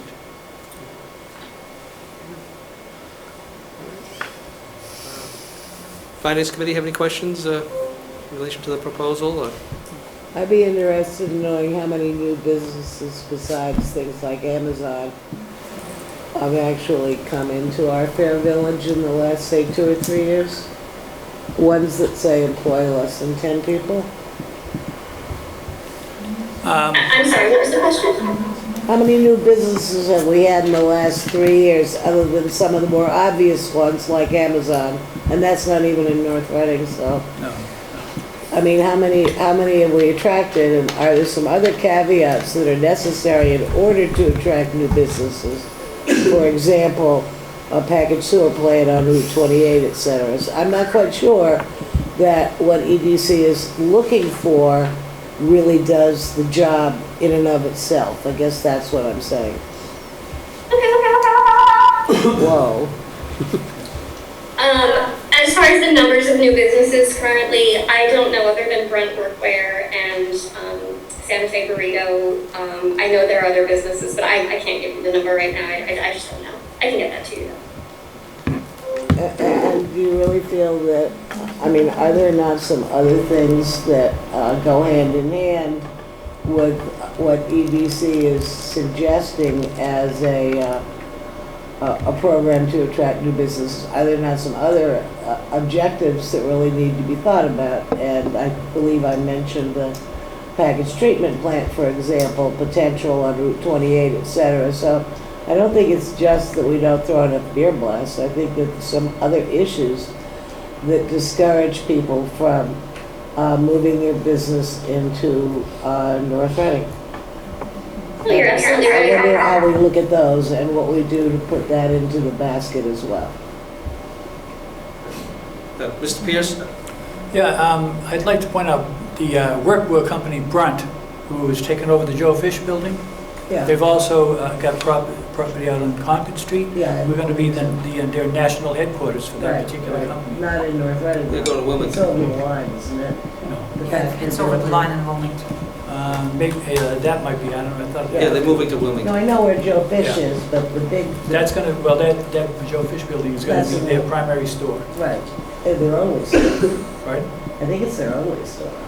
Well, again, North Reading, or this area, I guess, is going to be where their national headquarters is. So, I mean, that's a good business, a good company, well known, and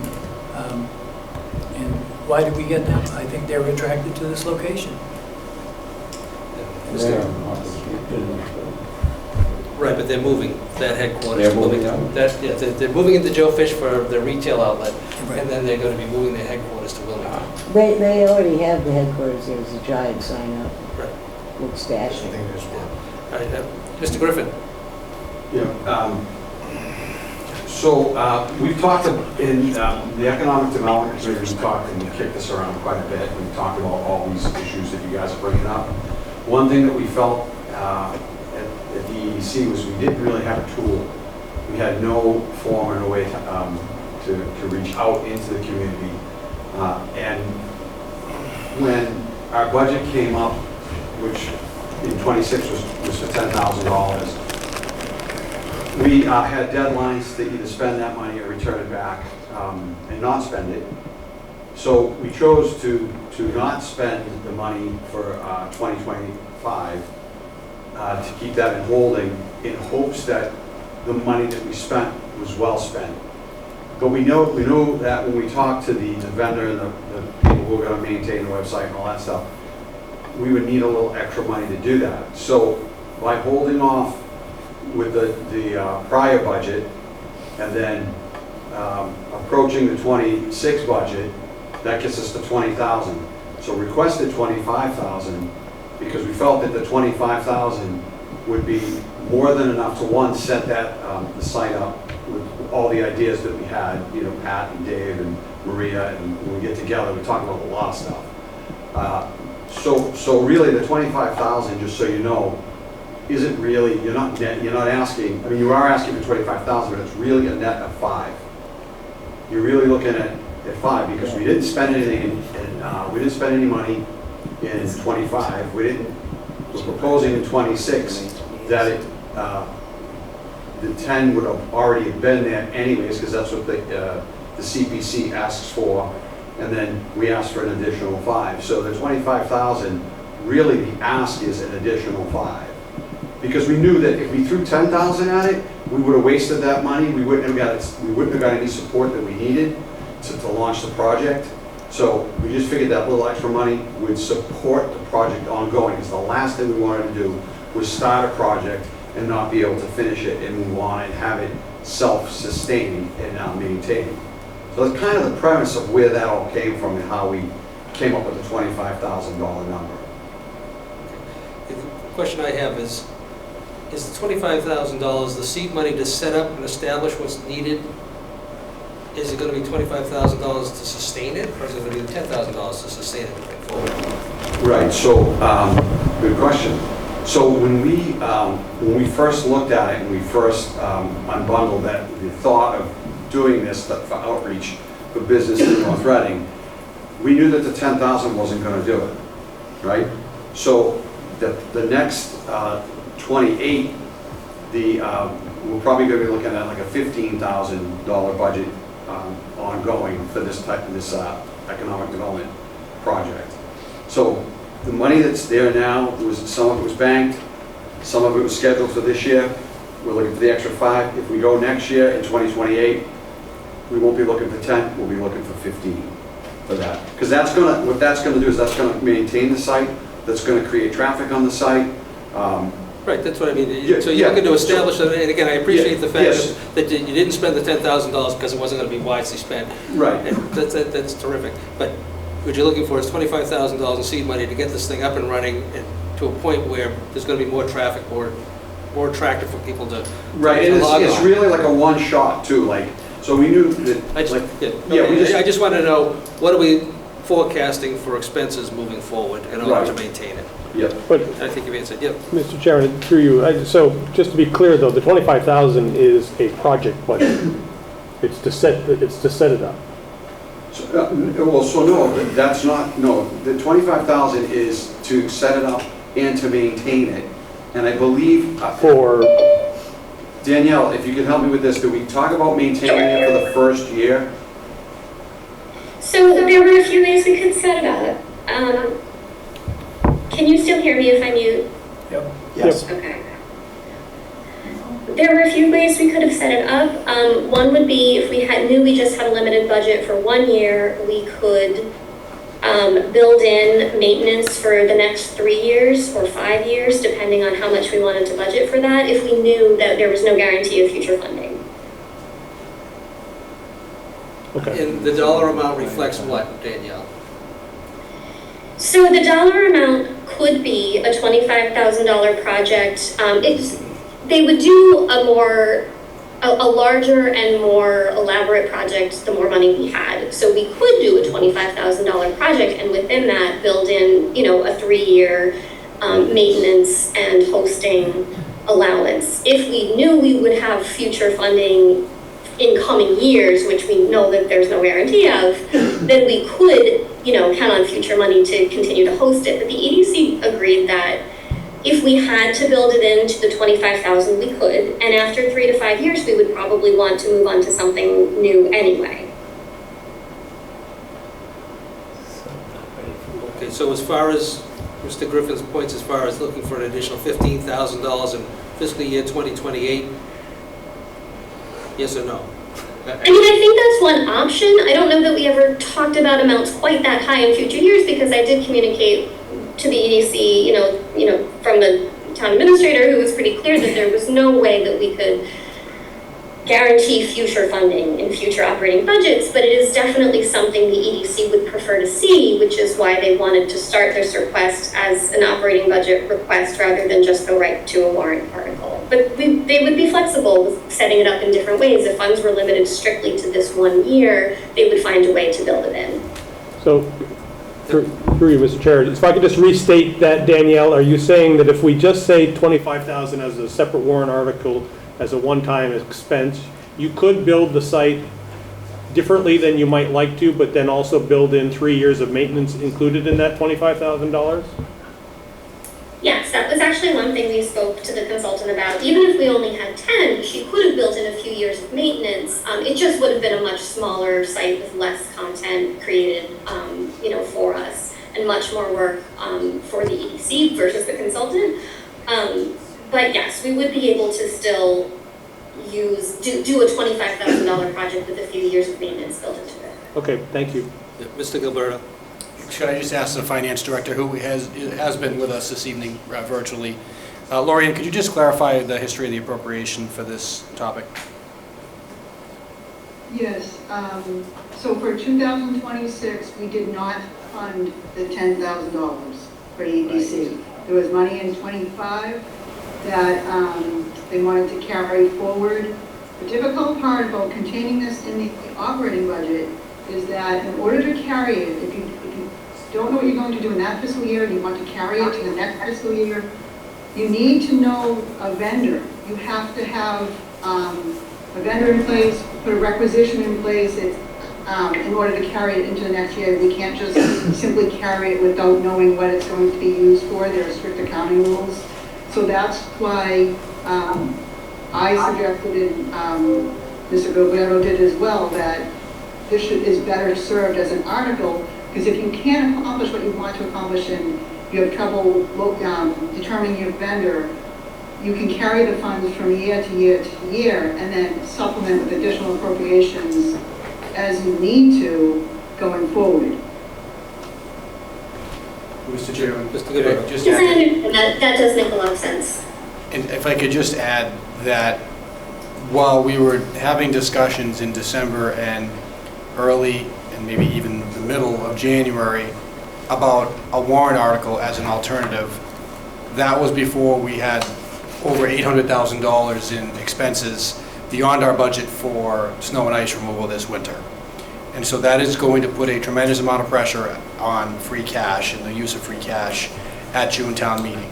That's not to say that this could not be funded, but when we were talking about that as a concept, it was well before we were at such a large deficit. So that does certainly change the environment in full disclosure. Any other comments or questions on the Planning Commission's budget? And again, the only change other than level funding is this $25,000 appropriation. Mr. Wallner? I'm just curious, EDC had made a video about 2 years ago on the town, and I'm just wondering what happened with that? How did that go?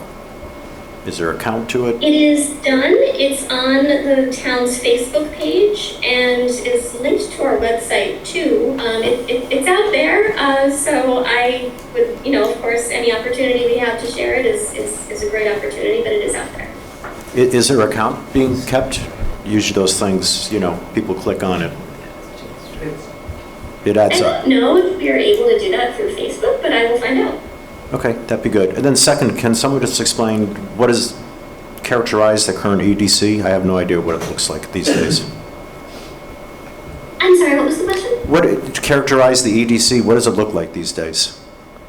How many people are there? That type of thing. We're down to 2 members. There are 5 voting members and 2 associate members. So we know that there is a need to do a joint appointment. I believe both of the representative members of the Select Board and the CPC have both been, working to reach out to those candidates who are interested, and the CPC is ready to attend a Select Board meeting when ready for a joint appointment to be made. It has been a bit difficult to get a quorum. They haven't been meeting very actively recently. We did meet a few times last year to talk about this particular project. I'm sure that it will be easier to meet when there's less pressure on the quorum when we have a full board. Yep, I agree.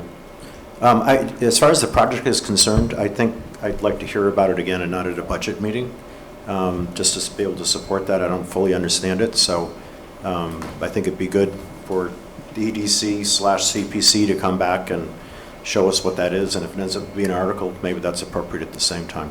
But it'd be good to know a little bit more about that project. Thank you. Mr. Chairman. Yep. So, Mr. Gilberto? according to Facebook, which I'm not the most adept user of, but it seems to have 8,600 views. Really? That's impressive. That's impressive. 8,600 views is very impressive. It's actually a pretty nice video. It came out really nice. Yeah, I've seen it. Yeah, it's very nice. Yeah. All right. Any other questions, comments? Mr. Chair. Good question. Oh, Mrs. Moran. I agree with Mr. Wallner. I think this website would be very interesting to kind of dig in a little bit more and understand. I understand the general purpose that it's supposed to drive more interest in local businesses, but I'm curious. Which we desperately need. Agreed on all points. How would it be hosted? Who creates the content? How do the businesses provide their feedback? Can they upload information? Is it going to be dynamic? Is it going to be static? All the things, Ms. Moore, all the things you're asking, those things have been talked about at the EDC meetings. Yep. Maybe the next one we have, invite some board member in, or... I think that'd be great. I'd love to learn more about it. Mr. Pierce. Question, so we still have the 10,000 from 2025 that we did not spend. Is that true?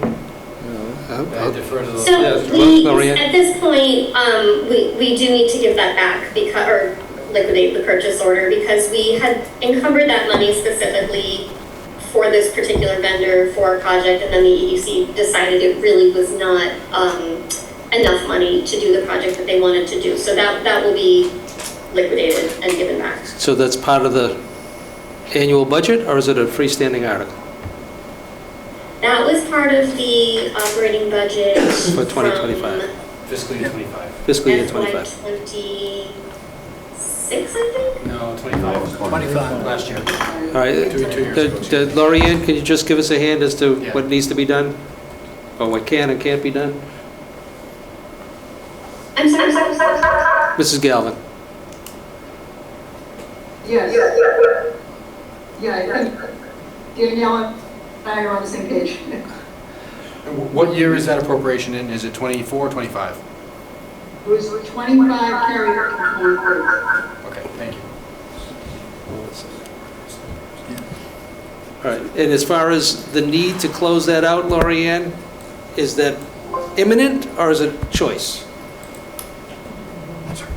If they decided not to use that vendor, we would have to close it out. Okay.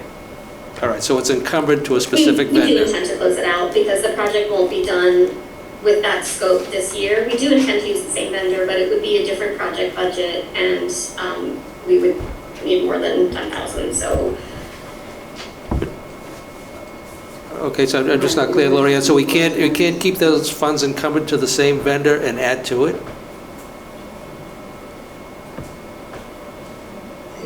It was supposed to have a specific purpose with a specific scope when it was carried. So the fact that it's changing, and it really is not supposed to be carried. The work was supposed to have to be in process in order for it to be carried. So in other words, you select a new vendor, you had a scope. So the fact that it isn't, we're really not supposed to carry it beyond the end of 26. Okay, thank you. Our intention was to liquidate it before the end of the fiscal year because either we were going to pursue additional funds or we were not going to do it. That was really what the EDC had decided. Yeah, Mr. McGowan. And if it's closed out, it would flow into free cash next year. A year and a half from now, right. Yeah. Correct. Yeah, year and a half from now. Okay, very good. Any other questions, comments? Very good, we appreciate it. Thank you, Danielle. Just one quick. Oh, yeah, Mr. Pierce, I'm sorry. Danielle, you made a statement that the contractor said that they could do something with the $10,000 and include 3 years of maintenance. Was that, because when we talked to them about not being able to get more money, something that was obviously a much reduced project, but it would be the same contractor and everything. Is that true? It would be the same vendor. We did look at a project scope that was, or 2 project scopes that were 10,000, but neither was really that appealing to the EDC and wouldn't have included much content creation from the consultant. So that didn't really seem all that feasible, but it was possible to do a less expensive project. Okay, all right, thank you. Thank you, Mr. Pierce. Any other questions, comments? Seeing and hearing none. All right, very good. Thank you very much. Thank you, Danielle. Mr. Pierce, thank you. Mr. Griffin, host, thank you for coming. Appreciate it. Conservation. We'll move on to conservation, and I have asked the conservation agent, Lydia Eldridge, who's joining us virtually. She can unmute. Hi, Lydia, how are you? Lydia, can you hear me? We cannot hear you.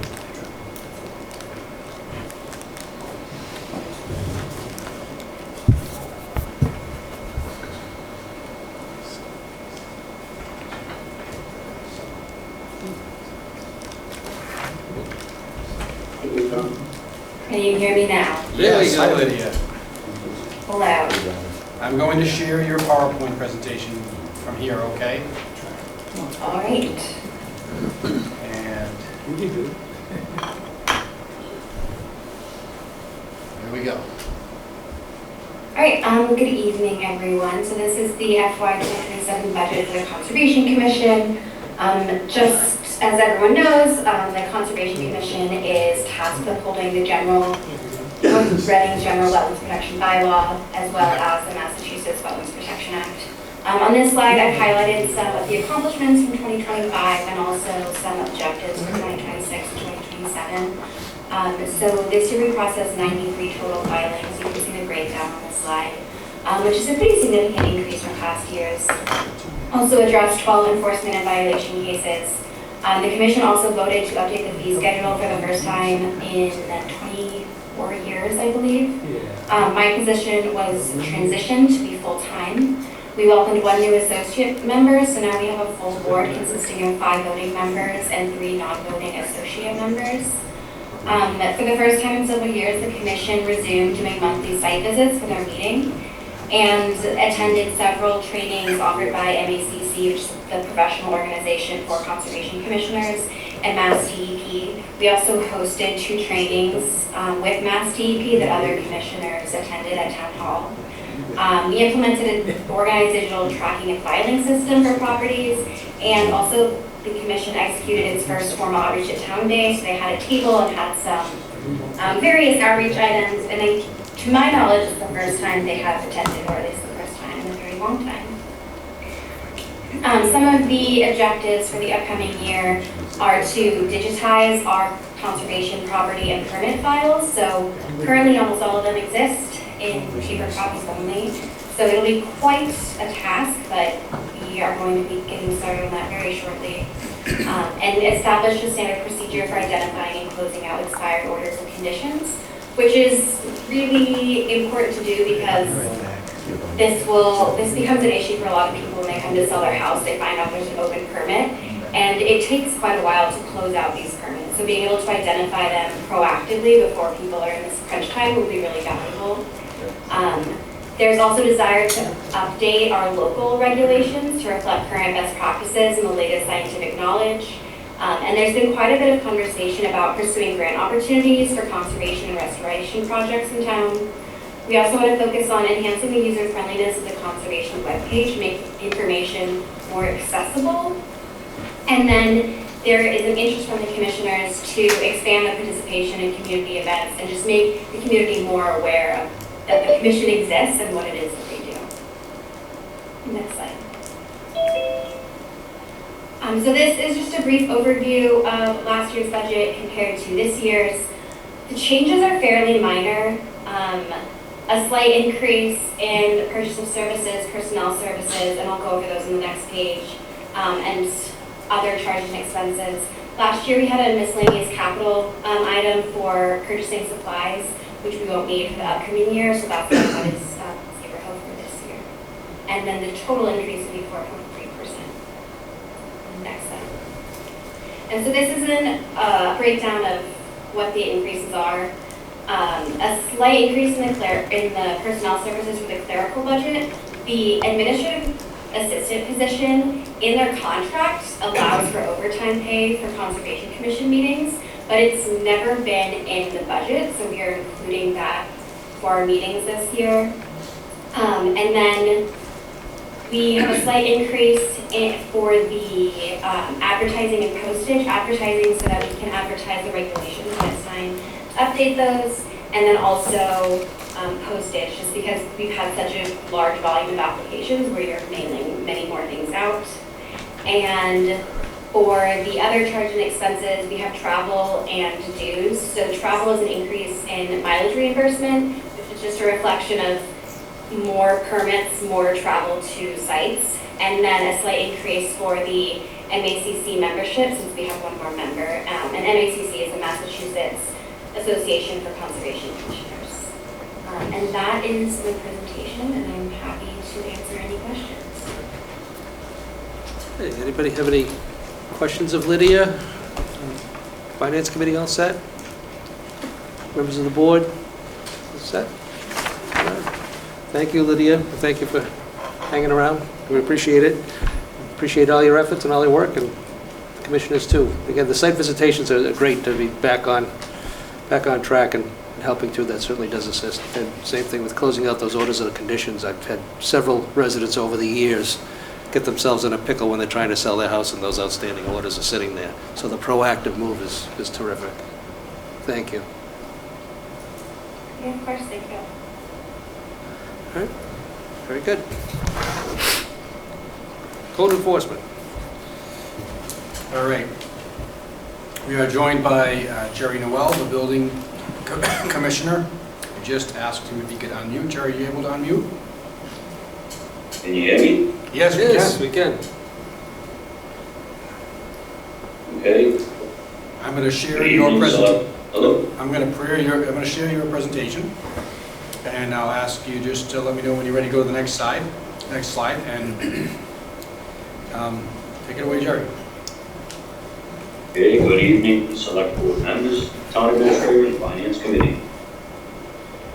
This is not operating building department's select board presentation. Next slide. Presentation overview is building department's mission, notable achievements and growth, performance and workload indicators, FY27 budget statement, and FY goals and objectives. Next slide. This is the building department's mission.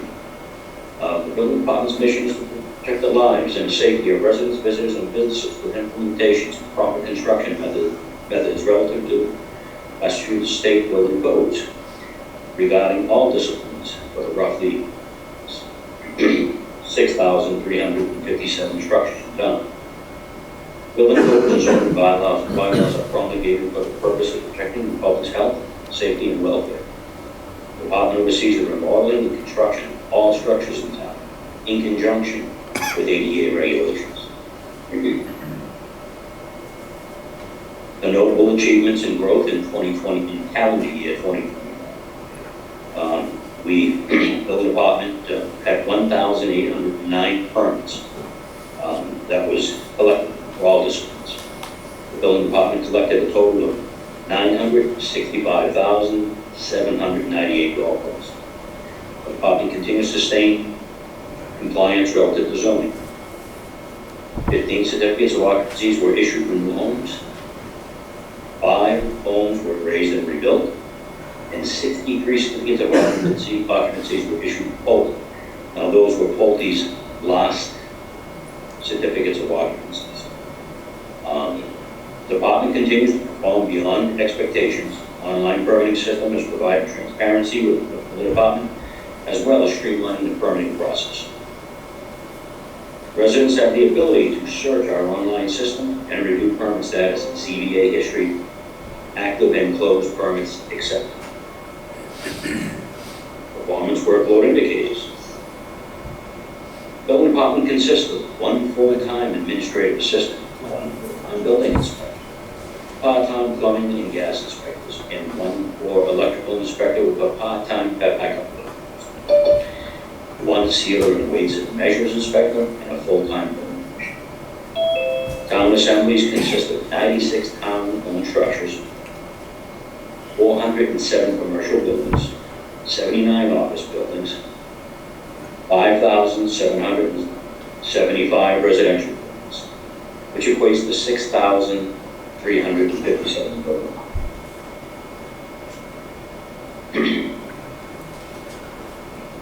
For our budget statement, we are decreasing the travel for the building department $700, as we predominantly use the town bid. Of course, in town bid, we don't take it over. Weights and measure supplies, we increased that by 500 due to the rising cost of seals, tags, and other products.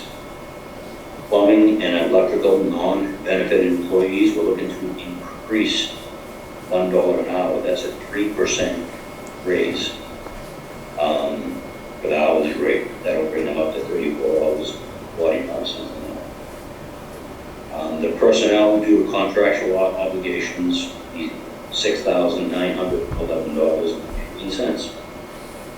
I'm looking to increase the hours for plumbing and electrical.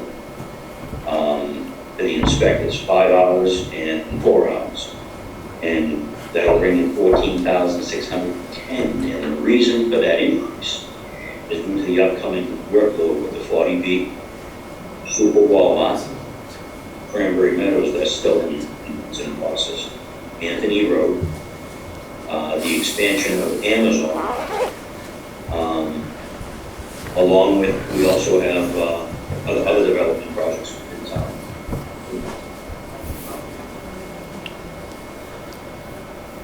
The FY27 budget statement requirements that meet the growing needs of the community relative to Massachusetts state building codes, along with Mass General law regarding 110 periodic inspections and Chapter 40A zoning compliance. We will continue to protect the lives and safety of all in the town, implementations of proper construction methods in accordance with Massachusetts state building codes. We will continue to protect the consumer through weights and measure inspections. Anybody have any questions about that particular? Because I had some questions about the 110 periodic inspections. Everybody understand that? Now, why don't you give us a little more explanation, Jerry? Okay, the 110 periodic inspections is the yearly inspections that you have to do with buildings that house more than 50 or more, not buildings, but businesses, I should say, such as restaurants and whatnot. And we have to go and perform those inspections on a basis. Every 5 years, any type of building, such as bulky or big buildings like that, we have to perform common area inspections. Yearly, we perform the inspections on all the daycares, the churches, and so on, such as buildings like that. So we're probably looking at adding additionally maybe 60 to 70 inspections per year, and that's also along with the select boards. Is there fee income associated with that too, or is it some just requirement that the town needs to do that? Oh, no, we charge for that. We charge for that. I think it's $150 per inspection. Thank you. Okay. Thank you. Next slide, please.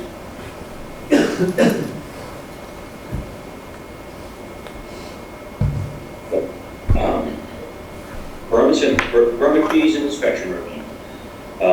Calendar year 25 was $965,798. Calendar year 25 received and waste and measures $18,455. Total fee collected is $984,150. Weights and measures, that went up considerably, about 8 to 9,000. That was due to weights and measures receiving more cities and towns, well, more towns that come into the town for to have their oil trucks inspected and to make sure that everything is basically calibrated properly. So that created quite a bit of revenue, along with the increase in fees. Next slide, please. 25 permits, you can see on this slide, you can see that the majority is the 40%, which is basically a permit, which is building permits. Then you have the 10% of gas, 13%, which would be the plumbing, 27 electrical, and so on. Next slide, please. Permits 24 versus 25, you can see the dip right there. And that was with Pulte. They are no longer, they no longer have any more permits out with us, so that has decreased. But the workload is still there. Inspections, once again, that has decreased. And you can see that the indicators right there.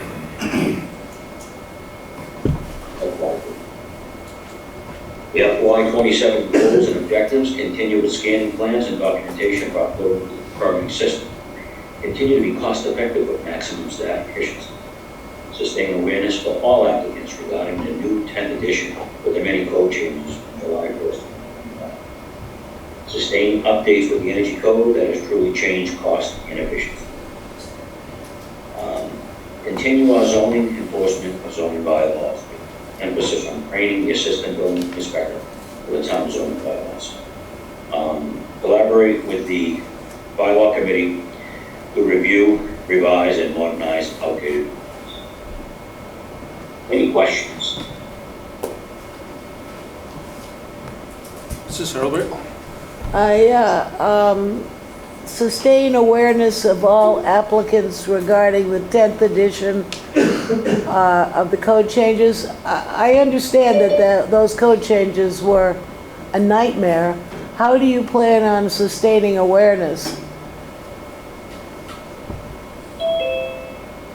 As you said, a nightmare.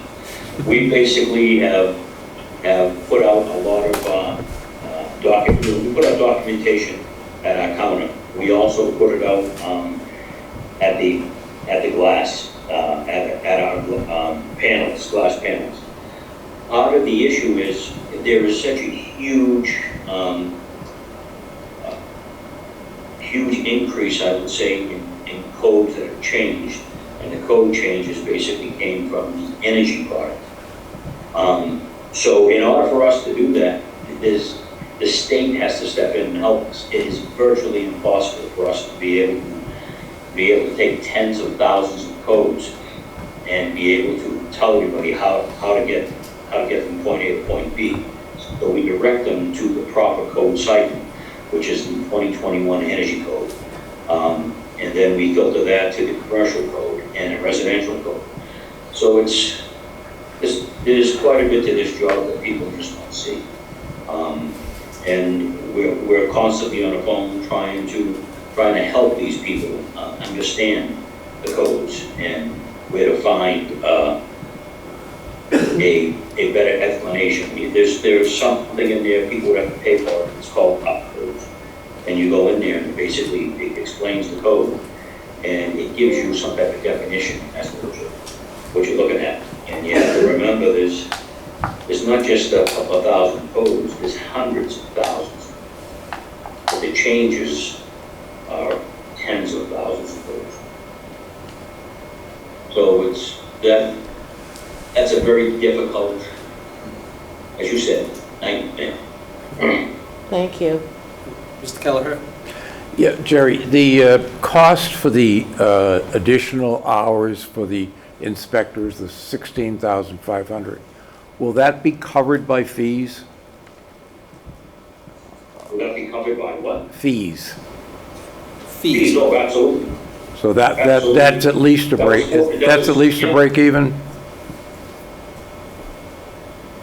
I can't hear you. I said, is that at least a break even then? Oh no, we should be making money. Okay. You have to remember that last year we had all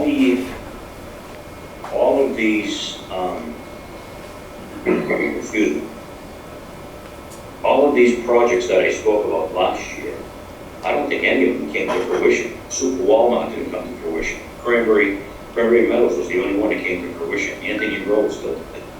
The expansion of Amazon didn't. The 40B, we're still looking at that. So I think a lot of these are going to come to fruition this year, and that's where we're going to be able to make this money. Thank you. Any other questions, other members of the Finance Committee? Members of the board? Just, Jerry, just as an aside, Jerry, just as an aside, accessory dwelling units, how many permits have we had under that? ADUs we have right now, we have 3 that are actually being constructed, and we have 5 permits total. And we have about 6 others that are still on the fence about doing this. Some of them don't like the idea of being called an accessory dwelling unit. But basically it's the law, I can't change that. All right. Well, they can, hang a sign and call it a cottage if they want afterwards. Yeah, pretty much. Yeah. Okay. Yeah. I'm just curious as to what the interest has been, and people were concerned about the possibility. And so you're talking about how many? What's that? 11? Or thereabouts? Roughly about 11. Yeah. I mean, on that, I think one of the things when we were talking about it, cost. Yeah. I mean, it's there. Right. Yeah. I mean, the irony is those that could use it most, you're looking at, 30 to 50% of their current primary home property value to construct the ADU. It's a big number, percentage-wise. That is correct. That's correct, yeah. Well, great. All right, any other questions, comments? What is the bylaw committee? I've never heard of that before. We've got, You do it on. yeah, we created the bylaw committee to review, they're supposed to do it under the charter every 5 years, and we instituted it again this year. That we're reporting back by October town meeting, got a report in August to the board, and then report at October town meeting any revised changes to the bylaws. Okay, interesting. Thanks. Yeah. We need to look at those changes too in the actual, not just the general bylaws, but also need to do something with the zoning bylaws, because that, I know Abby had mentioned something about getting more businesses on Main Street and more businesses in town. Well, the way that our bylaws are written, it basically restricts these businesses, some of these businesses to come in and do what they want to do. So we need to look at that. Great. Jerry, thank you very much. Appreciate it. He has also a presentation on the Zoning Board of Appeals, which I will share for you, Jerry. Yeah.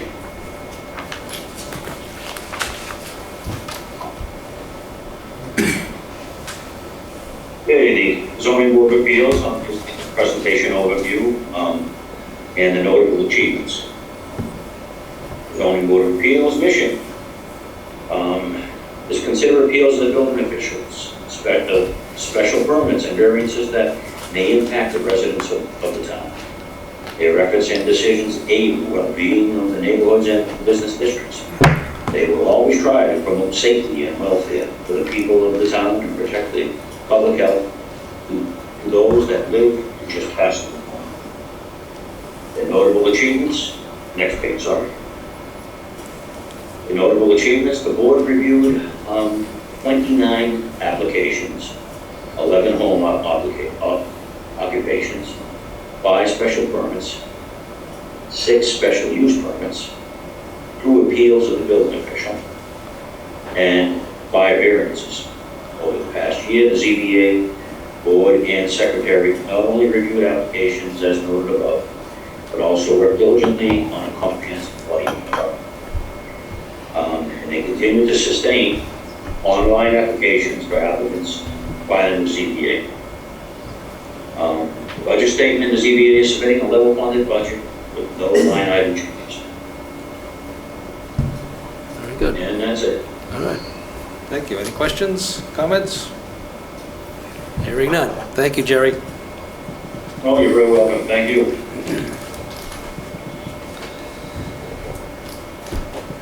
All right. IT. You're Are you in with the finance presentations? Yeah. You are, okay. I answered to Lori Ann, so yeah, kind of. Just making sure. Yeah. All right, I have it. Do you want me to click it or do you want to click it? I will click it for you. Yay! We'll give you a break. Oh, I don't need the mic, I'm loud. Mike can hear me when I'm across the building. You should be up there with them. You could hear me in the hallway, but hi everyone. So, nice seeing y'all again. In a perfect world, you don't see me at all, but budget times are a requirement. By and large, we are maintaining our current set of stuff. I like to joke and say we keep the lights blinking in the right order, but no, we want to make sure we're continuing to make sure the network is running, reliable, making sure the systems are secure, functional, and making sure every time something breaks, there's someone there to reply to it.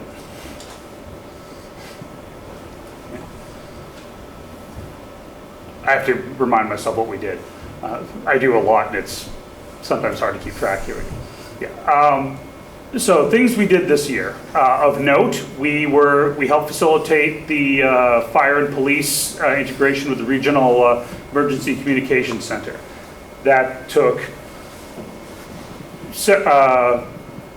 several points of involvement to make sure that phones, network, and whatnot were properly connecting back and forth. We've been working on increasing the resiliency of what's called the wide area network, basically the thing that connects all the town buildings. That is one of our most important assets, and every year we get a little bit closer to being beyond rock solid. We're not quite there yet, but you can see it from there. One of the things we also did was making it so people other than me could be heard in this room while having meetings. We had heard the feedback that sound stuff. The guts it takes to try to take ownership of the sound system with this program. I want to commend you for that. We're a work in progress, as you know. It's improved, but Oh yeah, no, everything's a work in progress. Conditions change, needs change. However, the fact that almost everyone here can hear almost everyone else is one of the big things we worked on. We're currently in the process Still needs a little improvement, but still needs a little improvement. Oh, you sound great tonight. It was awesome. Well, someone finally turned the microphone off for me. Yeah. One of the things we're currently working on is upgrading you can call it the lock or the access control, as well as the cameras here in Town Hall. We've been long overdue for a best practices upgrade, and we're between facilities and IT, we've been finally making that happen. Some of the locks still need to be tweaked, but we're getting there.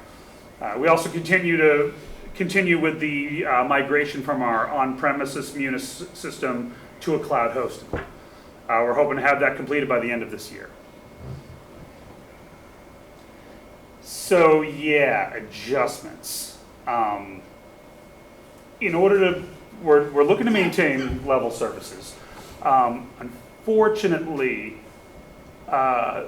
we need to increase a couple of line items.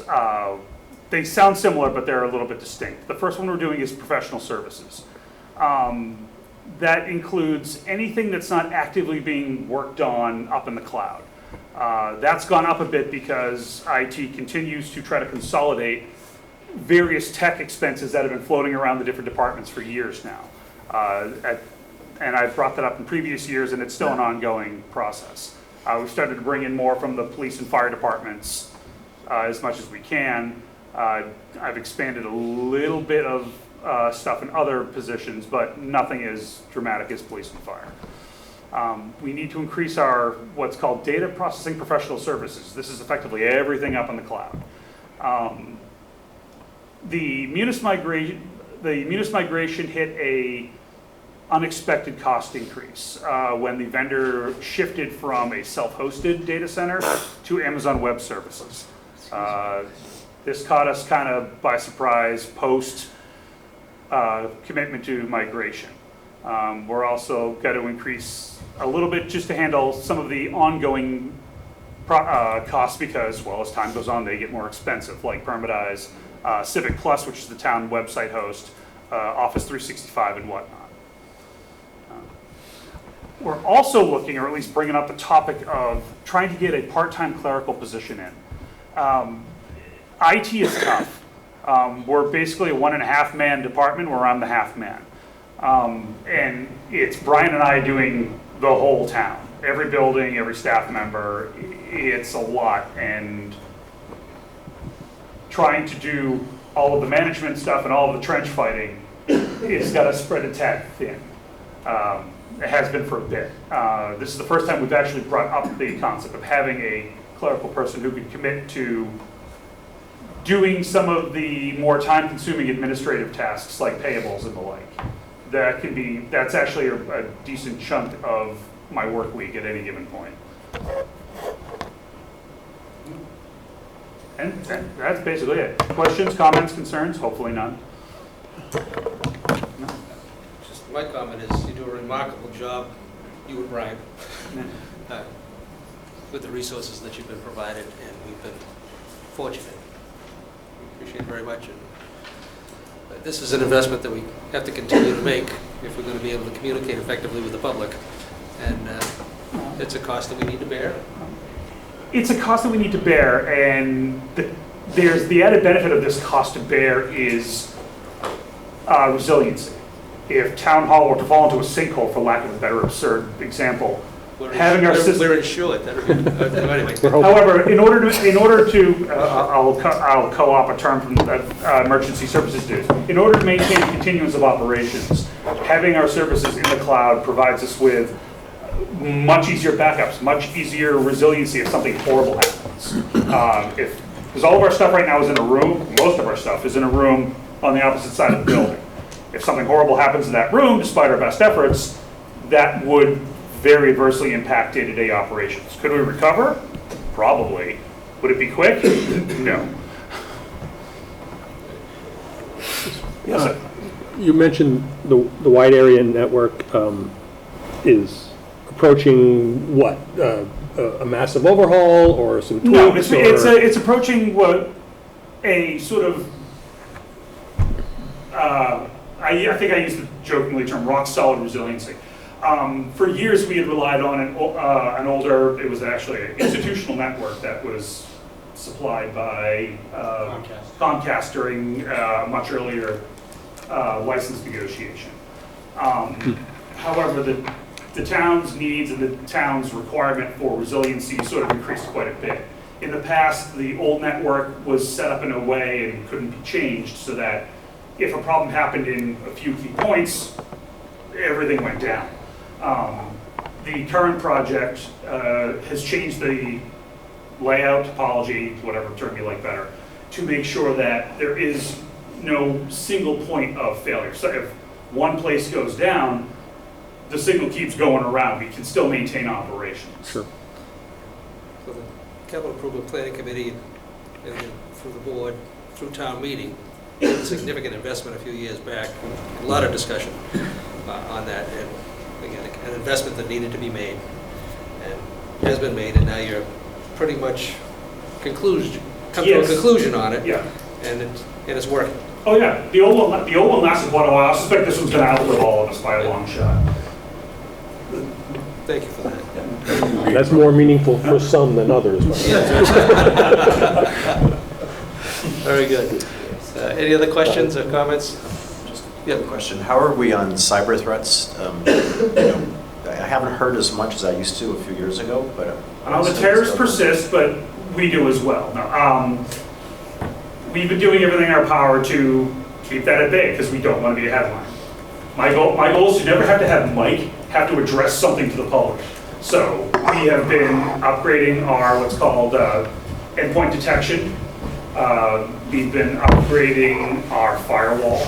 We're in the process of switching to a more secure VPN setup that's less prone to being able to brute force or exploit it.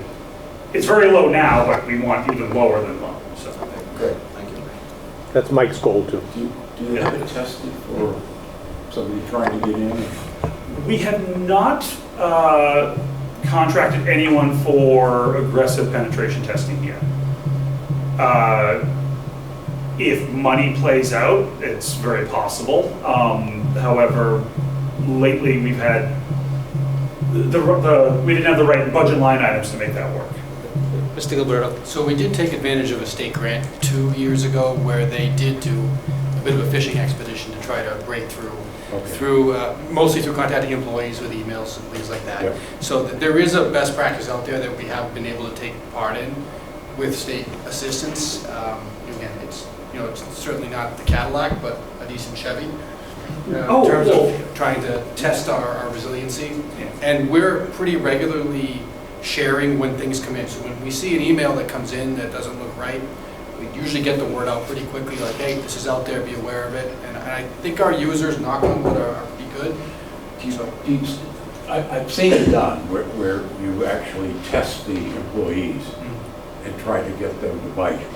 Yeah, that's what Mike is referring to. Yes, but doing it on a regular basis, not just under grant, but just as a matter of course. That's actually the matter of course for the grant is they'll warn me, but I won't warn anybody else. That way I can make sure it gets through the defenses. And the whole point of it is to bait people. So the messages come in without warning, and if people fall for it, instead of accidentally opening up the town to an attack, they get a wah wah, time for a reminder lesson, and then they get that active, hey, this is why this was a bad idea, kind of thing.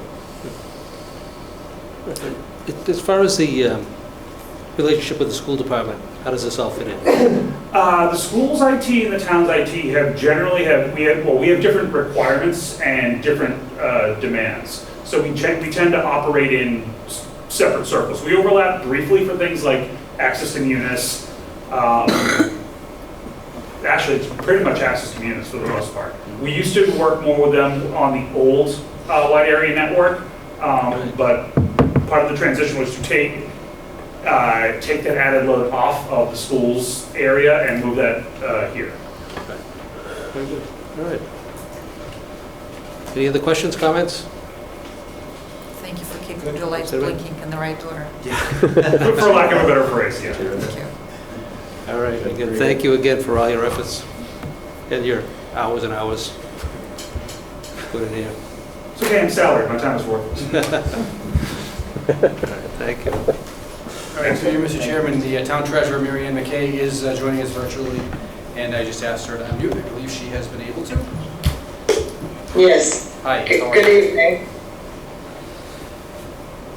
Can you hear me? We can, thank you. Okay. Good evening. How are you? Good. How's everybody doing tonight? So we'll start with my treasury budget. So my treasury budget has myself and my assistant treasurer salaries in it. But the functions for the treasury, we process payroll, print payroll checks for all town employees, including the schools. The schools do their own payroll, but we do process the advices and the checks. We file all the payroll taxes weekly and the retirements monthly for the teacher's retirement and the Middlesex retirement. We do the W-2s and the 1095s for the employees. I'm responsible for issuing debt for all the capital projects and processing all debt payments.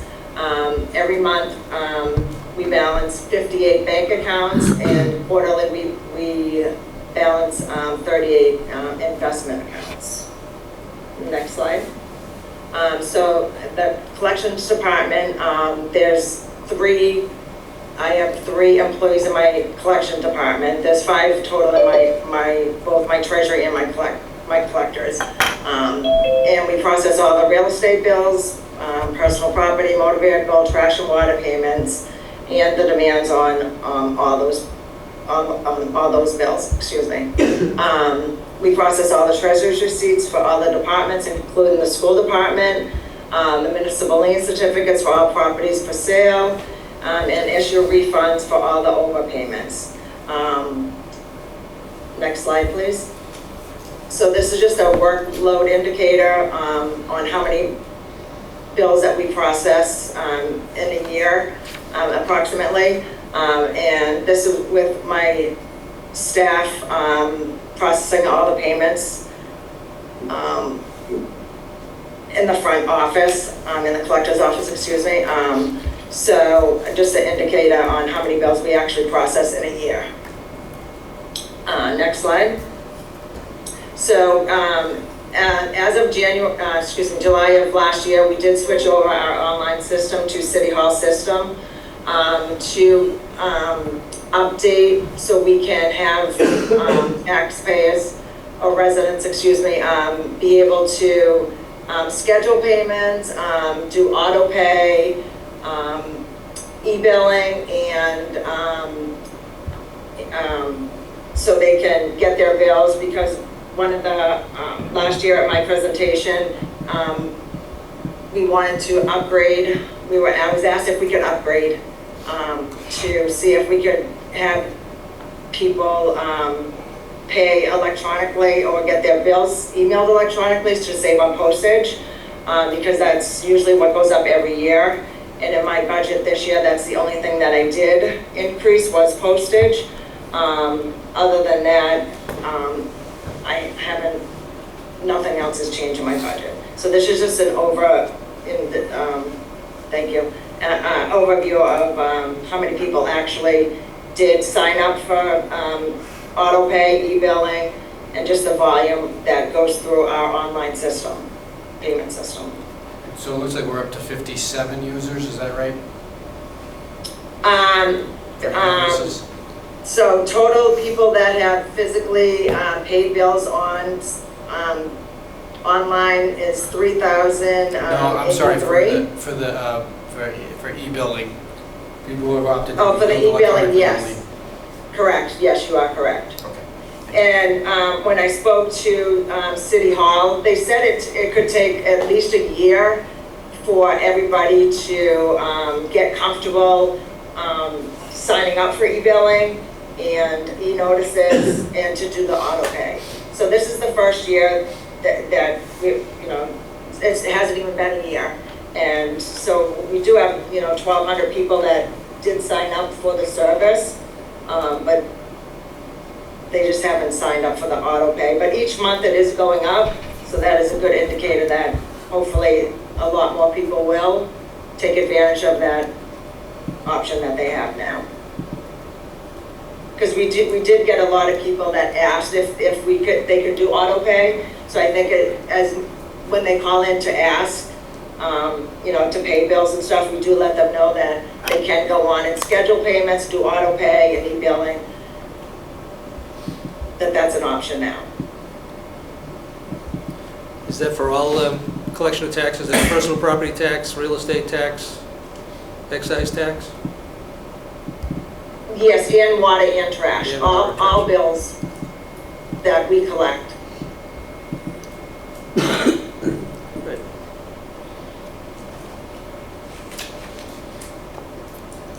Any other questions, comments? Yeah, Mr. Kelleher. Yeah, have we sent anything out to the residents on how to sign up for the system? I don't remember seeing it, but if maybe something was stuffed in one of the bills that come out?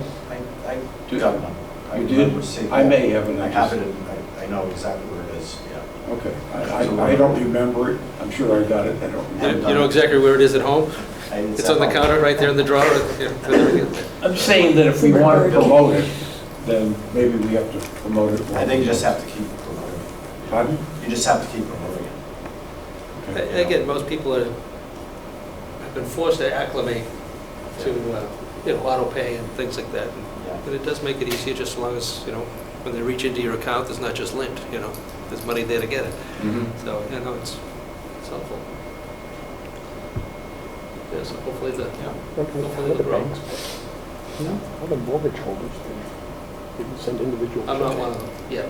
Like Reading Co-op, how many? Oh, yeah. I'll sign up. You'll sign up now? So I can do this. Okay. I would hope so. All right, any other questions, Marianne, from Marianne? I'm not sure. Comments? Thank you, Marianne, appreciate it very much. And, again, what's interesting, not just Marianne's department here, but if you look at it, all the departments we're talking about tonight, there's 5 employees, 2 employees, 3 employees, maybe a half a dozen at one.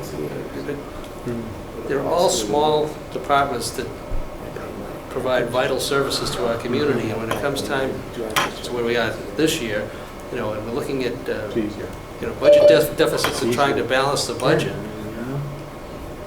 I hope the public understands and has an appreciation for how we have to balance these things, and we can't just cut a department that's got 3 employees and make up for the deficit.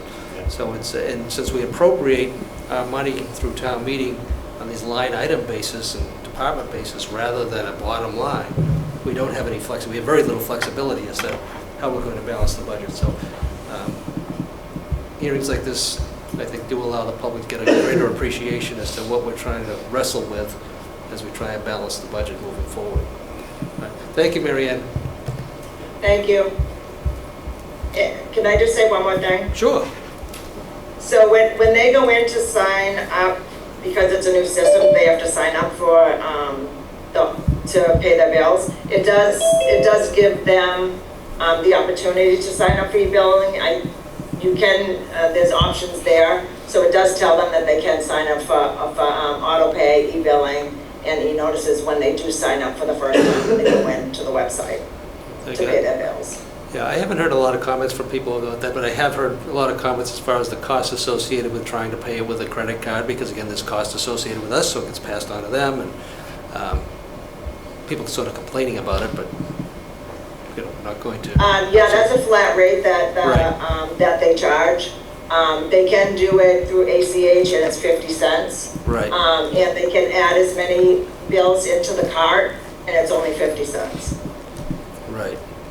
Yeah, but again, I don't think it's the dollar amount so much as it is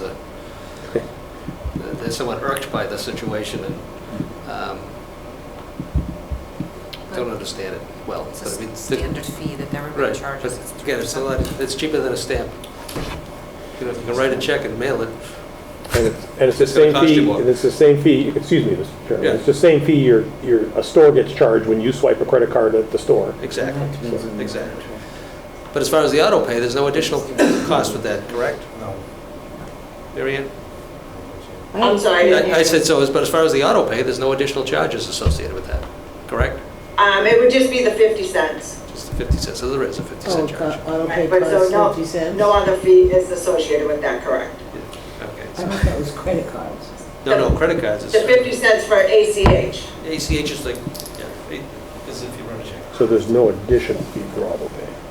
It's the regular. Because I mean, I do all my banking online, and I direct my bank to send $1 zillion to North Reading, and they mail it because North Reading has no ability to collect, to electronically receive it, as far as I know, other than in the same way that, say, I don't know, the credit card companies, some other merchants and stuff. It's an electronic transfer. They're paid by the next day. So therefore, you. So I'm wondering, is there any way Move the North Reading microphone down, can? so. Mary Ann, can you comment on that? I'm wondering if there's any way. Yeah, so when you do a online check through your bank, they physically send us a copy of a check. I know that. So we will get a physical copy of a check that says that, Mr. Smith is paying his water bill at 5 Main Street. And then we physically have to print the bills and scan them. So it's twice as much work for us when people go onto their online system and schedule a payment through their online system to have their payments through them, to have them issue us a check. Because we do not get it electronically. They physically mail checks to us. Mary Ann, I understand that, but about half of the entities that I pay through my online banking electronically receive my payment, all right? And my question, or I guess perhaps Mr. O'Leary's question was, is there any way for the town of North Reading to electronically receive payments on things like taxes and water, et cetera? Yes, e-bill systems. You log in, you search it, it's there, then you apply. I'm sorry, it is. Initiated by a bank, though. You go online. To my bank. My bank, not No. yours. Yeah. You go to a website that now we're on, which is standard. Malden's been on it forever now, North Reading. That wasn't the question. I think the strategy is to avoid the 50-cent fee. if I'm No, it's hearing it not to correctly. avoid 50 cents. I do all my business with one bank. Me too. I pay all my bills, I make my deposits, I have my safe deposit box there. I don't need to have an account here, an account there, an account there to pay a bill. It's much easier for me just to go online, or just Department of Bank, zip, pay this guy, pay this guy, pay this guy. And you say when to pay. And you can say when, and you can also have it a reoccurring payment. There's some places where I have a monthly payment. that Right, but goes what on. Mary Ann's telling us is someone who pays that way incurs more cost for the town because it's a physical check. No, I It's gotta be understand scanned. that. Okay. So the question, Mary Ann, I guess, is there an easier way for the public to pay online on a recurring basis rather than have the bank issue a written check? Can they receive electronic payments other than by, It's got to be a volume issue, right? Because the electric company has thousands and tens of thousands, hundreds of thousands of customers. The town of North Reading has 5,000 customers. And so there's not the volume that would allow them to make that connection. But Mr. Studo. not that I'm an expert, but I don't have any checks. Most banks now, unless they're smaller, there's a reason they're trying to push Zelle or PayPal or everything, because they actually, they're turning off the way you're doing it, Abby. It's just a matter of you getting a letter one day that says, we're not doing, I'm not, well, so what I mean though is that is the only way to do it. I'm sorry. So The only other way to do it electronically is if North Reading accepted a different form of payment, but it would not be as efficient. Meaning, you're right, Mr. Morgan, like bigger companies accepted 10 different ways, we couldn't afford it. It just wouldn't make sense. So, because I understood your question, just that there's no, I don't think there's a way around it, unfortunately. So, I mean, we'll still take the check, right? Because we need the money. Yeah. And you can do auto pay, you can sign up for the city hall systems and do auto pay. Okay. It is very efficient though, City Hall systems. I'm just saying. Bill pay is very efficient too, and probably 90% of the things that I pay, maybe more than that, are done electronically.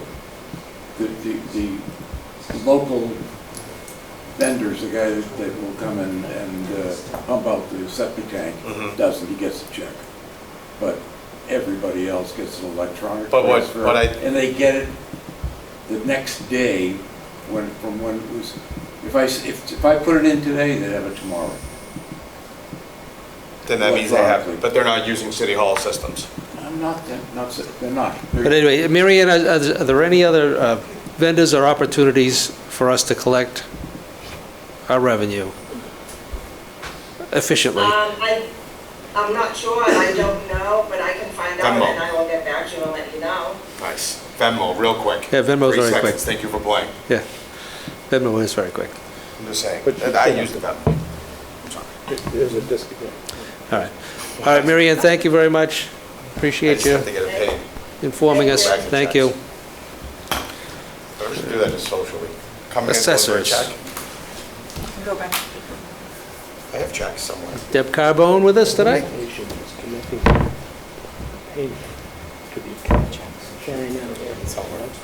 Deb, you should be able to unmute.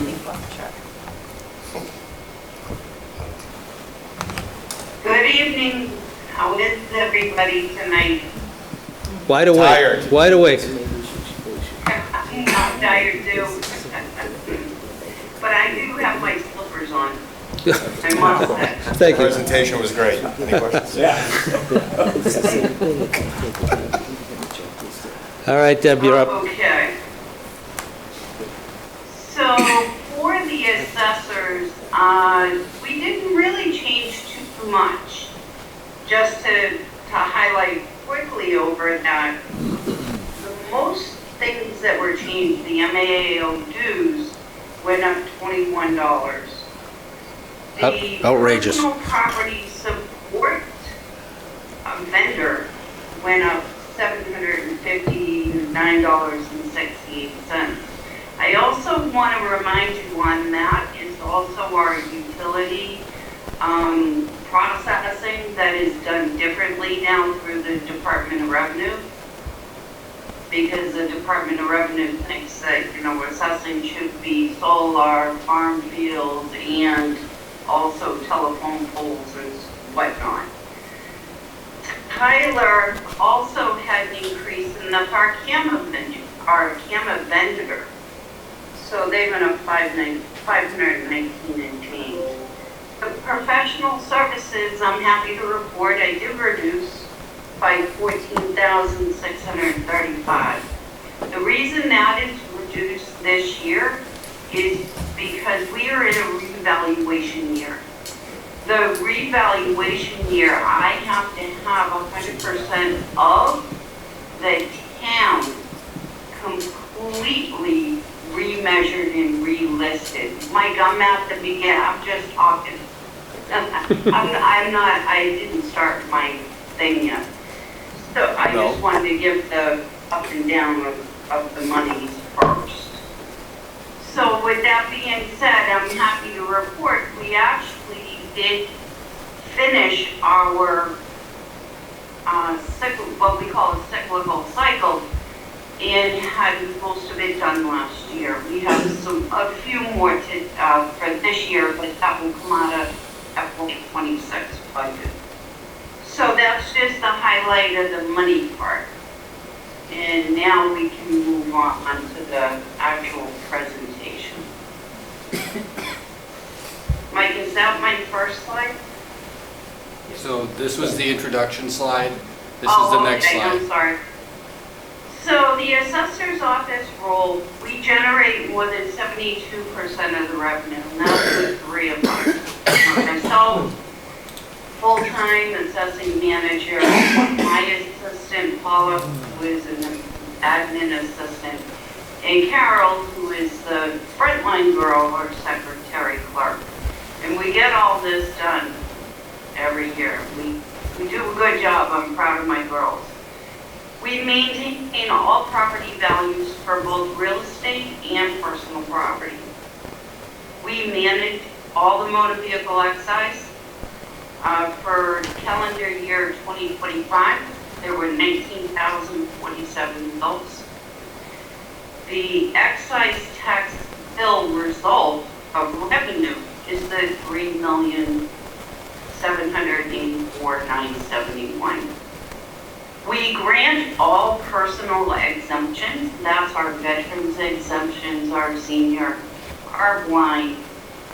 And this year, we implemented the senior needs test also. That we did only take in 18 applications on that, but we had a lot of people at the counter that we did talk to and explain the process. So I do anticipate more seniors applying for the senior needs for this year. We also defend values at the appellate tax court. Next slide, please, Mike. Assessor's Office for FY 26 or 25 accomplishments. Completed timely interim certification and certified tax rate. We produced timely tax bills. Generated new growth using multiple methods such as physical inspections, the MLS or multiple listings. So I'll explain that a little bit. I go on the MLS every single morning when I get into work. And I always look at the new properties that are being listed for sale. The reason I do that is because when we're out doing the physical inspections, if they will only give us information at the door, which is their right, or if they don't allow us to inspect the property, or they never respond to our letters that we leave, then when it's on the MLS, then I can obtain information. An example, we didn't have their finished basement, but on the MLS, they're definitely going to say they have a finished basement. I also get to see pictures. So it's just maintaining the revenues for the town, number one, but also the full and fair cash value so that everybody is paying their full and fair share. And that is my oath in office, and I do everything in my power to do it. We also use near maps. That's one of our mapping systems. If there's a building permit for a pool and we physically go out there, what we found is a lot of times the homeowners are at work.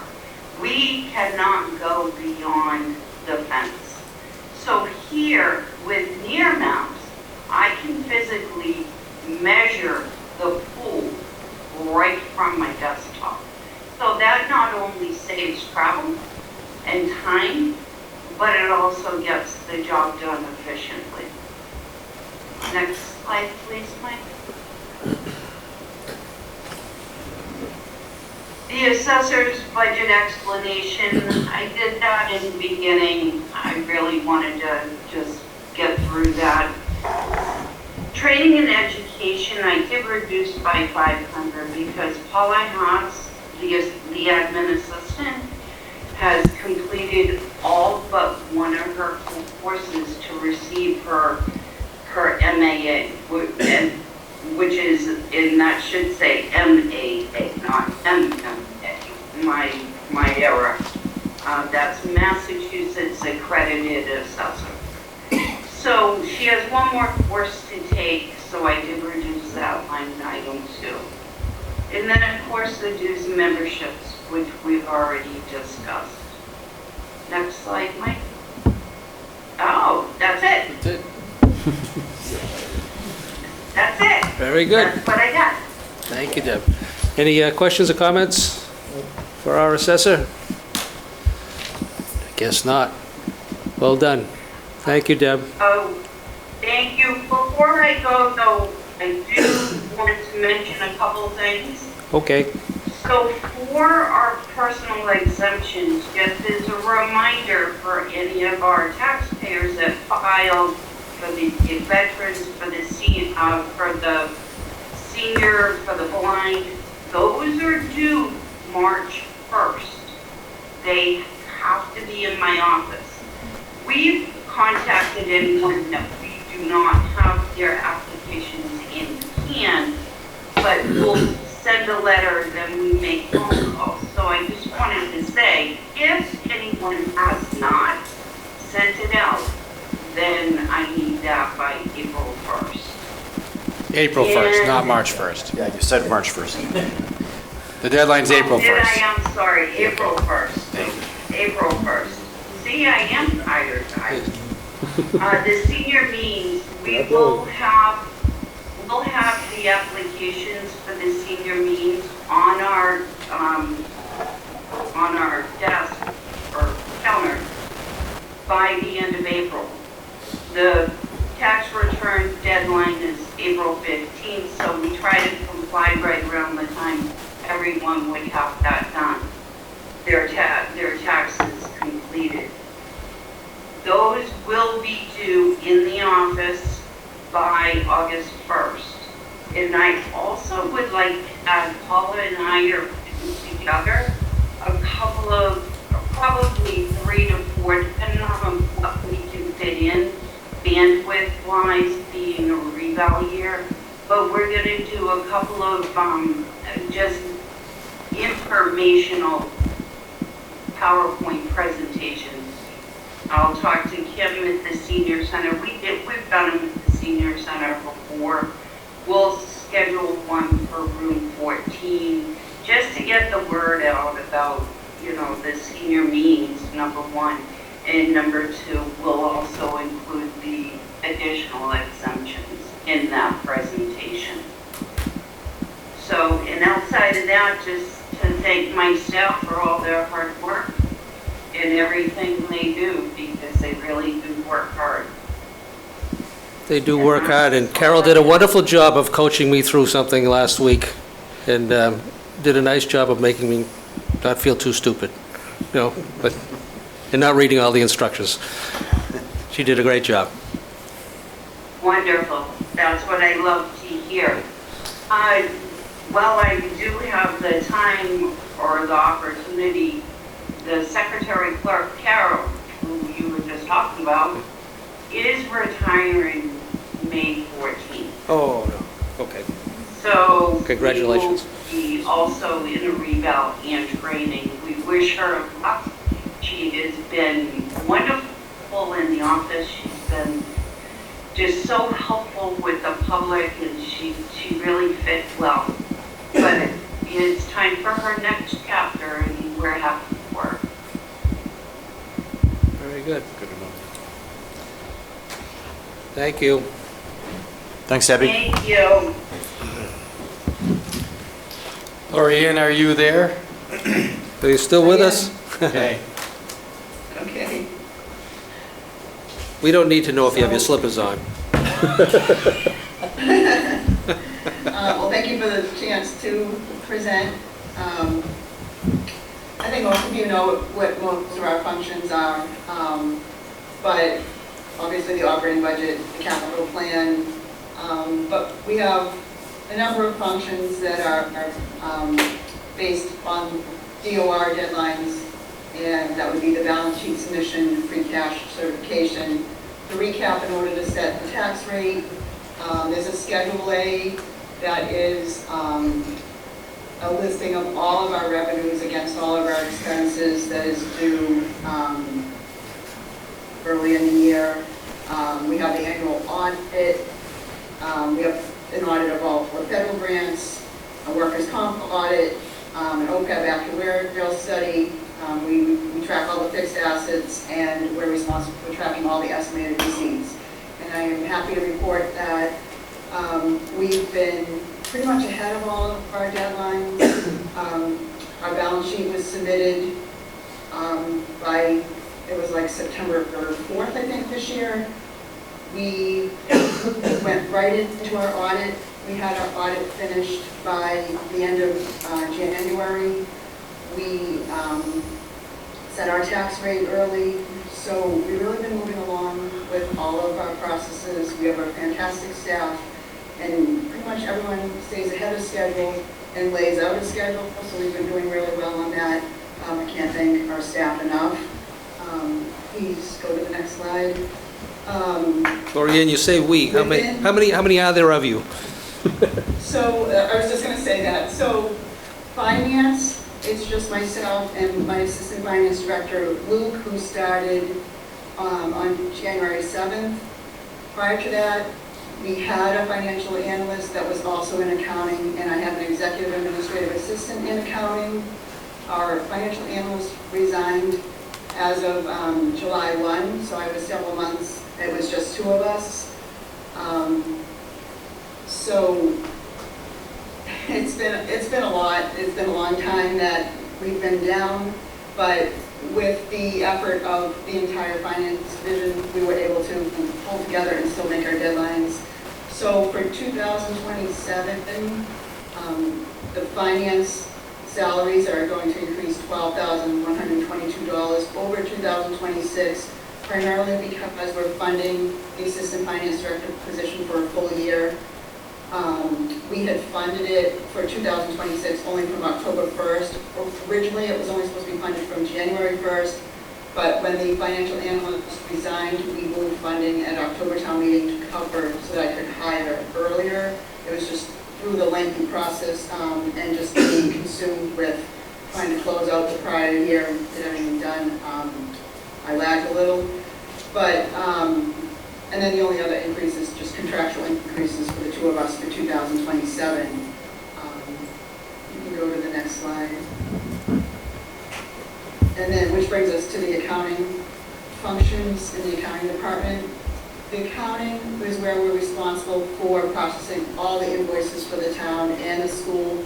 The school prepares its own batches, but we do review every invoice and entry before we finalize the entries.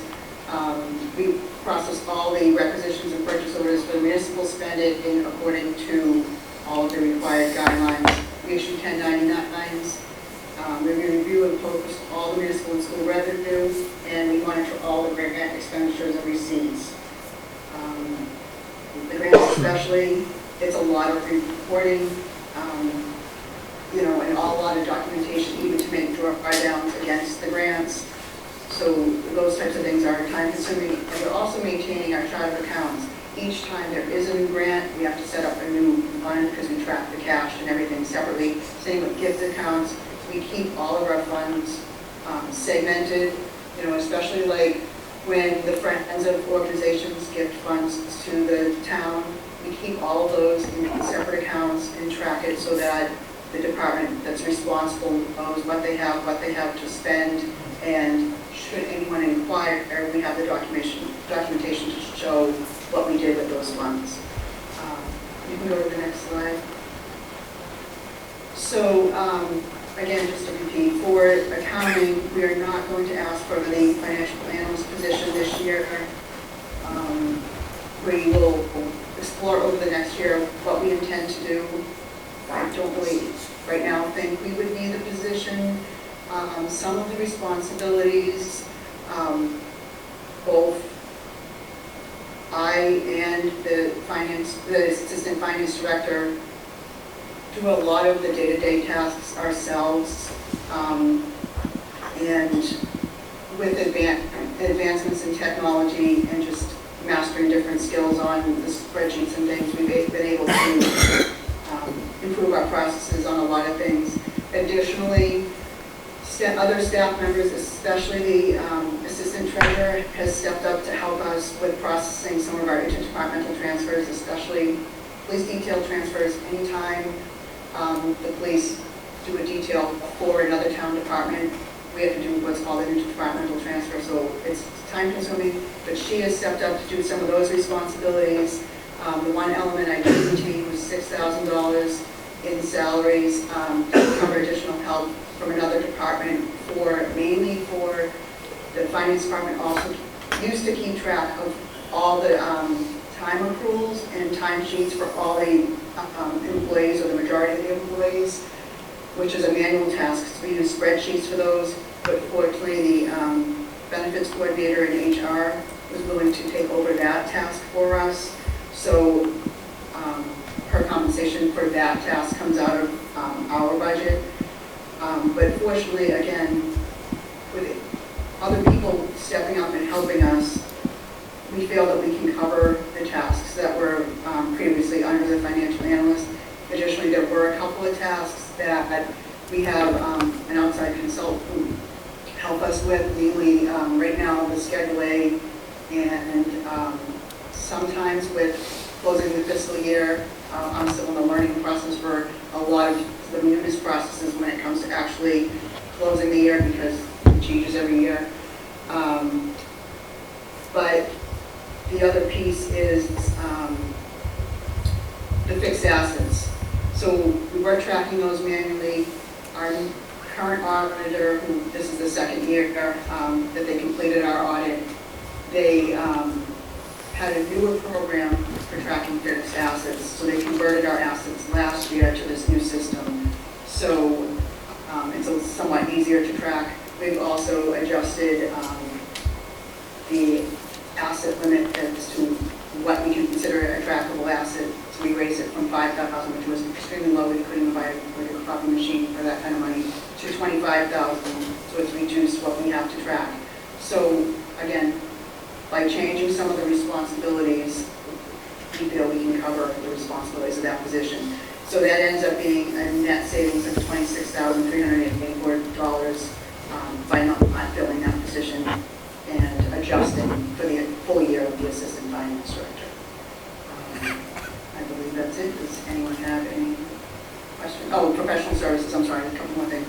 Professional services, we increased by $3,000, which reflects an increased cost for the annual audit. The OPEB actuarial study every other year. They do a full study as opposed to a rollover, and a consultant assists periodically. And then the training and education, we increased $1,000 for the assistant finance director to attend some training classes. Initially, is going to be certified as a purchasing agent, so to help with some of the processing of requisitions and different things that tie us up a lot, so that we can make sure contracts are in place and speed the process. So are there any questions? So Marianne, so how many people in the accounting department? Accounting, well... Two in finance. One, finance is two, so a total of three. 3 total employees. Okay. Yes. And one position that you're not filling. The financial analyst? Right. Yes. Right, all right. Anyway, like, from my vantage point, I've been a member for a number of years here, but also as chairman this year. Your services and your department are invaluable, and the hours and expertise that you bring to the table are extremely valuable and appreciated very much. And don't go anywhere. Thank you. Any questions, comments, Finance Committee? Rich? Through you, Mr. Chair. Lorianne, thank you so much for detailing all of that. And I just have a rhetorical question, which is, at what point does it break and we can't do it anymore? It's a rhetorical question. Nobody has to answer, but I'm just saying that's a lot, and at some point it breaks down. Are we going to keep pushing until it breaks, or are we going to choose another path? Well, our goal right now is cross-training. You know, again, I have fantastic staff, but there's a lot of inherent knowledge between the assessor, the treasurer, and myself. We've all been here a very, very long time. Yep. But we're all each trying to train the person below us. And that's why I felt it was valuable to hire the assistant finance director. Marianne has been steadily training the assistant treasurer, and she's been attending classes. And as Debbie explained, she has Paula attending classes so she can be certified as an assessor. We do all have that in mind, that if anything happened to any one of us, it's tough. You know, I was kind of thrown into the role to fill a vacancy, and fortunately, I had years of training from the different finance directors, and I kind of learned the old school way, which really helped me have the knowledge to be able to do some of the things I'm doing now. But the key is that the three of us have to have a plan and train, and that's what we're trying to do. So again, that's why I thought it was more important to have the assistant finance director than the analyst position. But Thank you. That makes perfect sense. Thank you. right. Thank you. Any other comments, questions? All right, Lorianne, thank you Thanks, Lorianne. again. Appreciate it. You're welcome. Mr. HR. Select Board, Finance Committee, members of the public, TA. I recognize where I am in the program. So you already have a detailed, in-depth, everything that I've written down. My slides will be short, but this is sort of the seventh inning stretch, and HR is about health and wellness. So I will not be offended, would actually encourage you to stand up and give yourself at least a little bit of a stretch, because I got to say, I was getting a little, I've made an imprint on the chair that I did not intend to. Maybe we can play Sweet Caroline or something. Yes, just something. I want to thank you, and by the way, it's a perfect segue, because I have a two-person department, myself and Allison Olson, who has now changed from just from being a benefits coordinator to an HR generalist and benefits coordinator.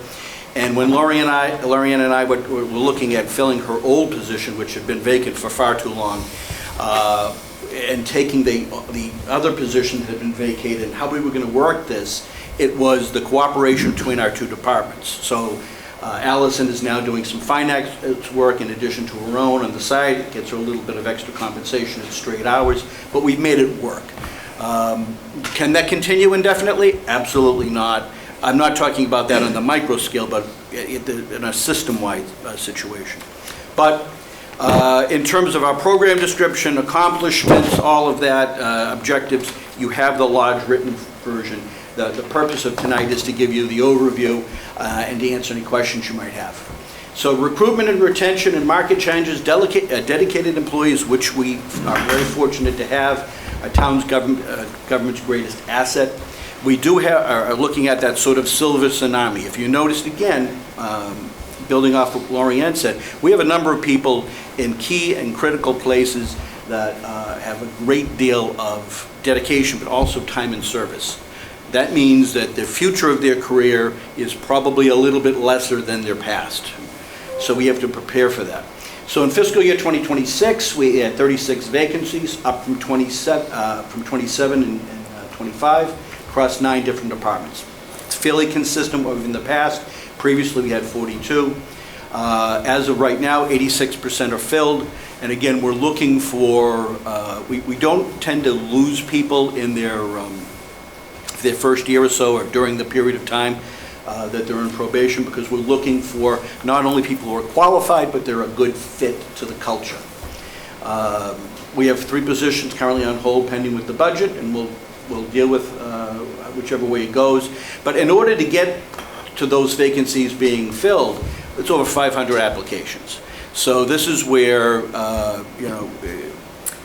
technology can be your friend, and it can also overwhelm you. So we'll do Indeed and some of the other places that are low or no cost. As a result, we have to wade through a lot of them. But the number of about 250 interviews is not that we interview every other person. In fact, quite often I congratulate a new candidate by saying, congratulations, most people don't get to sit where you're sitting today. We've waded through when we were only interviewing the best of the best. That includes second and sometimes third interviews. For instance, with police and fire, we always do multiple interviews. The most significant anticipated challenge that I see is keeping pace with comparable communities in terms of investing in employee compensation. Our 1% COLA is an outlier. If you check the Mass Municipal Association, if you check the stats, we are certainly not where a lot of other communities are. And while we are last year, the year before, this year, all challenging years, we have to start thinking about the future in terms of this, because in order to both attract, retain, and motivate employees, actually, Select Member Wallner, I saw the problem when he was dealing with the police negotiations, how the longer you stayed and then the higher you got in the ranks, how you were actually kind of losing relative to your peers in other communities, and we addressed that in that contract. And we've done the same with fire, and we've done the same with a lot, but we also have to look at the other employees that don't fall under a collective bargaining agreement, and we are their voice. According to the Society of Human Resource Management, which is a global organization, the cost of turnover varies, and it's an average cost of 6 to 9 months of salary of just trying to find out where you are. That's assuming you're hiring someone with a certain skill level. They have to get acclimated, they have to get into the culture, they have to know what works here. One of the things that I've said several times when sitting in this chair is when I've had prior municipal experience and prior public sector experience, and one thing I'm particularly proud of our workforce is we are not siloed. Like the example with Allison helping out, that's just one of countless numbers where people are always willing to pitch in and get the job done. And sometimes that creates a false expectation of what can be done because we're doing all these things, but we can continue it for a while. Next slide, please. Just to give you an idea, we're asking for less than $1,000 increase in our budget. I went back just to give you a historical perspective for fiscal year 23 to the proposed budget today as to what we've asked, where we fall roughly in terms of the town budget, not including schools, and just some of the things we're doing and we're responsible for. We have 134 full-time employees, 44 regular part-times, 185 seasonals, and then approximately 600 ETFs. An ETF is, for those aren't familiar, if you're going to get your COLA, your merit increase, anything involving the movement of that employee, whether they're hiring, whether they're coming or going, so some sort of cradle to grave in your employment history is charted by various ETFs. Then you look at, we also do the health insurance for both the town side and the school side, and there are over 1,000 individuals. You're talking about employees, dependents, retirees that we're responsible for. Next, please. The budget request you've all seen in there, and again, I took that purchase of service decrease, subtracted it from the increase of 1,310, and came up with, it was 900 and change. Next, please. And I'm open for any questions that you might have. I appreciate your time, and and as I said, I try to keep it focused, given the anticipated lateness of the hour and the tremendous amount of work that you've been going through to get to this point. Any questions, comments? Thank you. Yes. In looking at how is performance assessed across the organization? So we have merit reviews, and it was, when I first got here, some of the culture was, well, what happens when you've sort of maxed out? You're not on the steps anymore, why do it? And it's like, well, no. And it comes down to, in my opinion, sort of basic philosophy. You have good employees doing good things. They need to be encouraged. They need to be shown you're on the right path, keep doing that, and push them in the right direction. You've got good employees that sometimes stray off. They think they're doing the right thing, or they need motivation. They need to be shown, all right, these are your strengths, keep doing that, but these things you can improve upon. And then on rare occasions, you have employees that maybe they came in, something's changed in their life, or it could be a hire that we shouldn't have made. That happens. It's inevitable. Then it's a question of you give them the opportunity, the tools to improve, and if they can't, you have to manage them out. So there are annual reviews. Now, the expectation is that while that's a formal process, that you'll be getting feedback to the employees and managers on a constant basis. I know that, well, as recently as today, on a couple different occasions, department heads or managers would call me over. They had a problem with an employee. They just wanted to have somebody to bounce it off of, how to approach it, what's the best way to motivate this person, or accommodate them, depending on what the circumstances are. And there may be things that there are certain things that the immediate manager is going to know better than anybody because they see and work with that person day to day. But there may be things that that person doesn't know because they filed for FMLA or something else. So working together, we far more often than not are able to find a viable solution. And I think that really adds to the culture and adds to the retention. Yeah, I just think the finance example is a perfect one. You're hiring competencies. Yes. Not just looking at skills, and there is a process in place to assess that. Yes. That helps us there. So, okay, thank you. But thank you.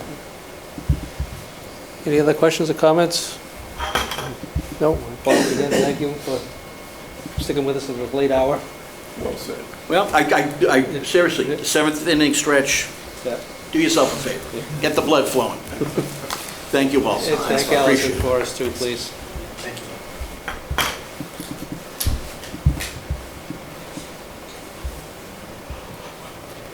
Of the last 4 budgets, which I will be covering, with 4 slides. Even more so, you are aware of where you stood in the agenda item. I always go last. Bob often ends up being right before me, so appreciate him sticking around. So this is new this year. We haven't always put this slide up as part of the budget process, but we regularly are reviewing this information when we go over the revenue and expense plans in the financial planning team meetings, here in select board meetings, at finance committee meetings, and at school committee meetings. But this is just a quick summary of employee benefits, which for our own budgeting purposes are generally a fixed cost over which we have very little control. The health insurance program that we have, we have a partnership with our excuse me, our employee advisory, insurance advisory committee, which is made up of employees. We have what we call a participating funding arrangement plan that has an accrual of funds that are for the town and stabilization fund, and for our employees that they're held in withholding funds. And we utilize that, and we have each of the past couple of years, to help maintain control of the growth of our health insurance costs. So we'll flag that. It sort of comes off the top, and then both the school and municipal budgets are created for the departments with what is remaining. I'm not going to go through all the details here. The county retirement is something that is administered to us as an assessment that we have to pay directly to Middlesex County Retirement. Any questions on employee benefits? I'll keep moving then. Select board, the only change was a contractual increase in salary at $265. Any questions on that? Seems low. 55 each. 55 each, yeah. To be clear, this is not for the staff, this is not for the board members, it is for the secretary. Yeah, we're level funded. You're level funded. We're level funded. We get candy. I'll move along. Town council, so we are requesting an increase of $40,000 to more closely align with the trend. Each of the past few years, I've made a request for an increase, and we've had to partially cut it to try to balance the budget. We're getting closer to where we need to be, gradually over time, but the request was for a $40,000 increase. And finally, for the town administrator's budget, contractual adjustment for our non-union staff total $5,207. There was an increase in advertising and a decrease in leases and rentals, which netted a $2,500 decrease for expenses. The budget did propose to add a professional level position, either assistant town administrator or other professional level position with a salary of $130,000. It's not factored into our level services request, and we anticipate, based on the current revenue stream, that it's highly unlikely to be able to be funded for this upcoming fiscal year. And finally, we increased the town meeting allocation by $5,000 to reflect the trend that we've seen over the past few years. That concludes my presentation for the employee benefits, select board, town council, town administrator budget. Good job. Any questions, comments?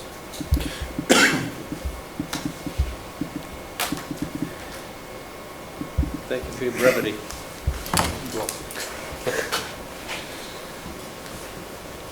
All right.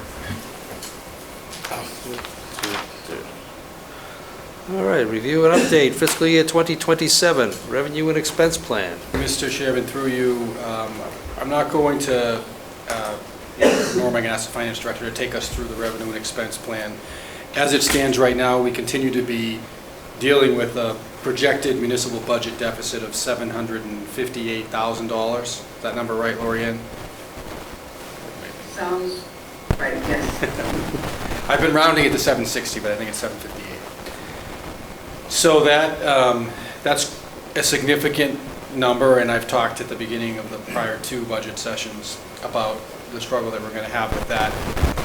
There are things that are already taken for granted in that, one of which is that we rely on the participating funding arrangement, or PFA health insurance funds, to stabilize any rate increase to approximately 8.5%, although our renewals are coming in at higher than that. It also assumes that we pass along in its entirety any increase in the cost of our trash and recycling collection, which could be a significant increase in the fee. That number does include the town assuming the cost of the substance abuse, the youth substance abuse grant coordinator position for roughly 3/4 of the year. So we are factoring that number in, even though it is not a level services request. That number increased tonight, and as you heard in the presentation, by about $28,000 to reflect the need for both part-time staffing and the funding for what we hope will be 2 additional days at Aldersgate. So that 768 became 798-ish based upon that request. Certainly an important issue, but obviously not the direction we want to see the budget going in at this stage of the process.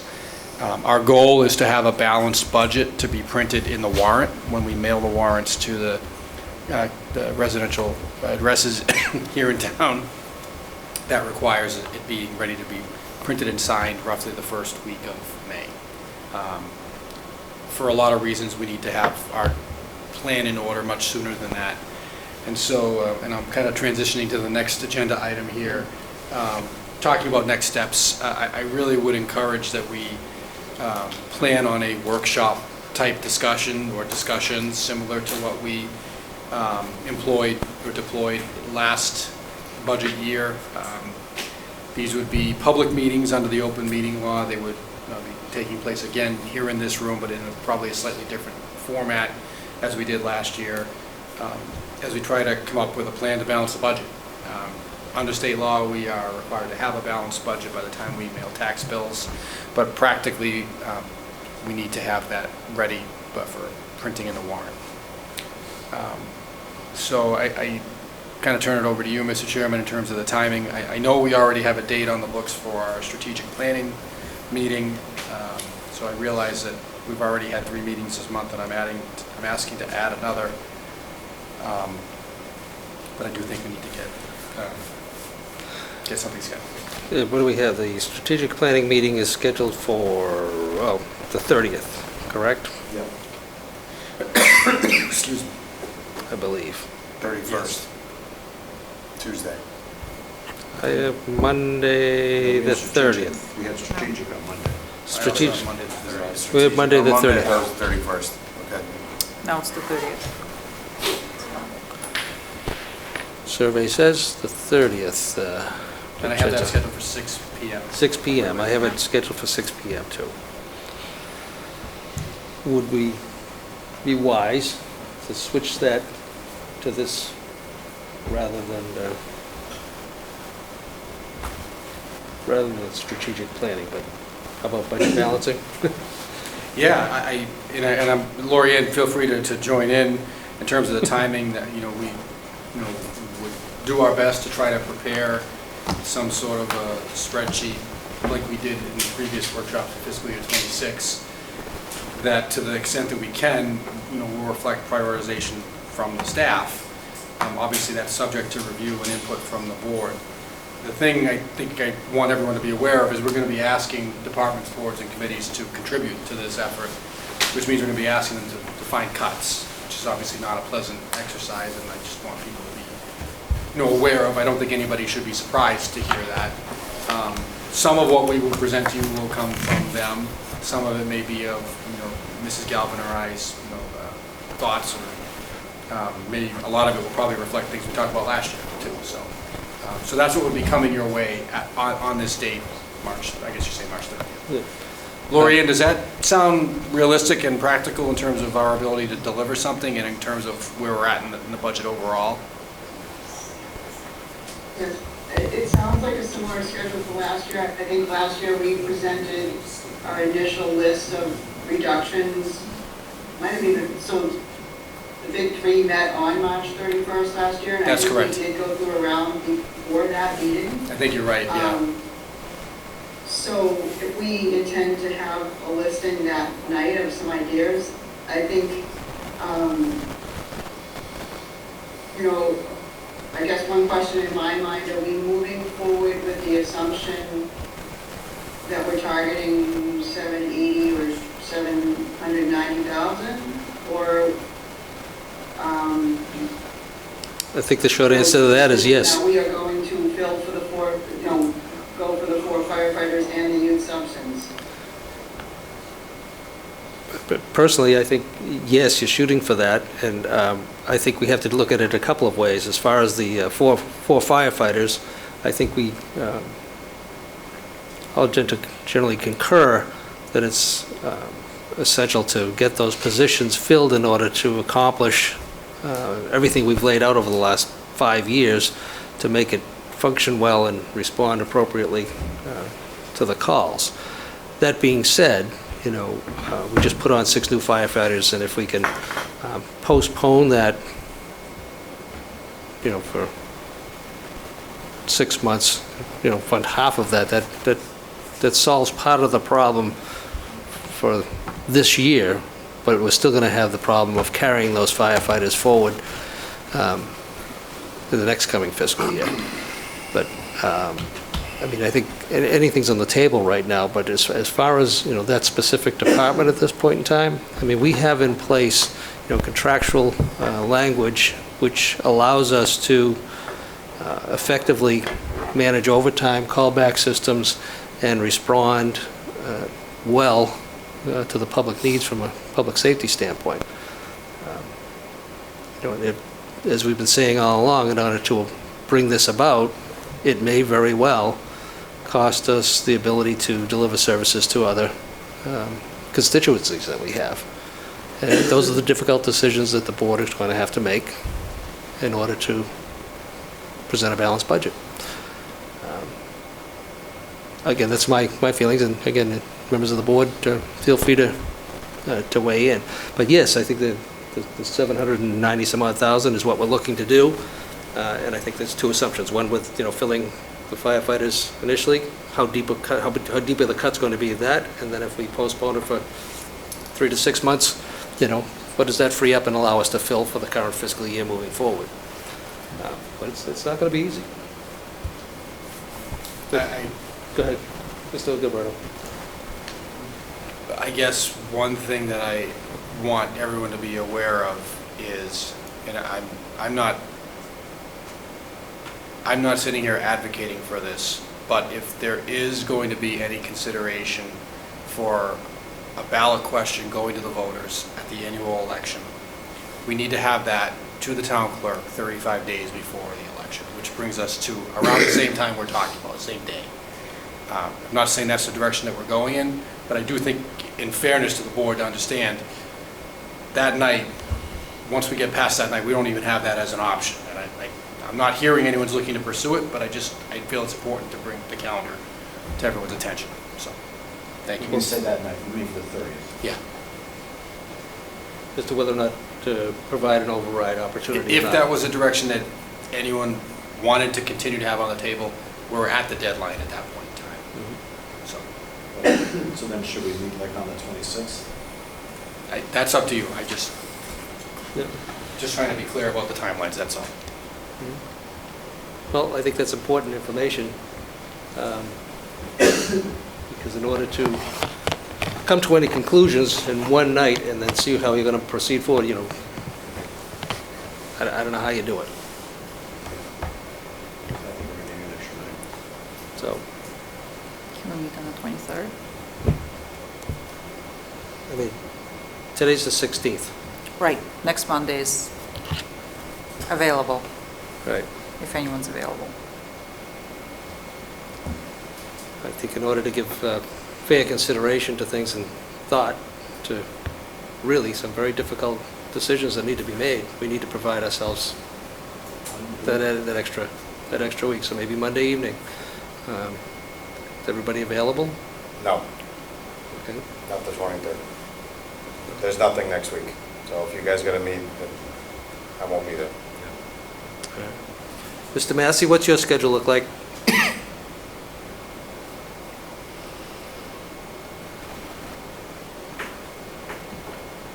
I'm going to be out of town, but I'll just assume on the 23rd.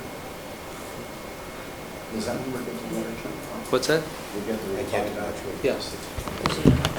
Mr. Massey, your schedule? Is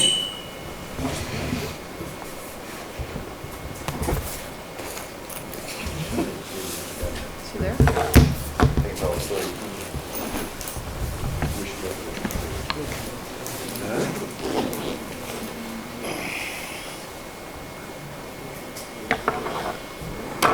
Mr. Studo, you're not available at all to even zoom in? Not next week, no.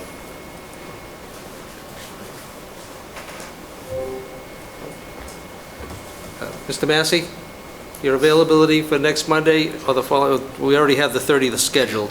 Please. I sent him a text. What's that? I did text him to see if maybe he's away from the computer.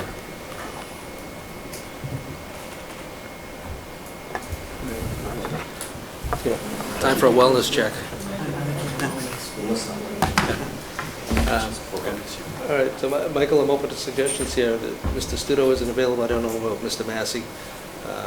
Mr. Wallner will be available remotely on the 23rd.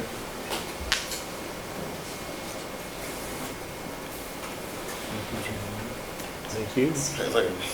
What's that? You said you can't do any of the nights. I don't mean to point, I'm sorry. Next week at all? No. This week? All right, when you say the 30th is dropped in, you say 35 days. Yeah, I'm just counting ahead to May 5th. Yeah.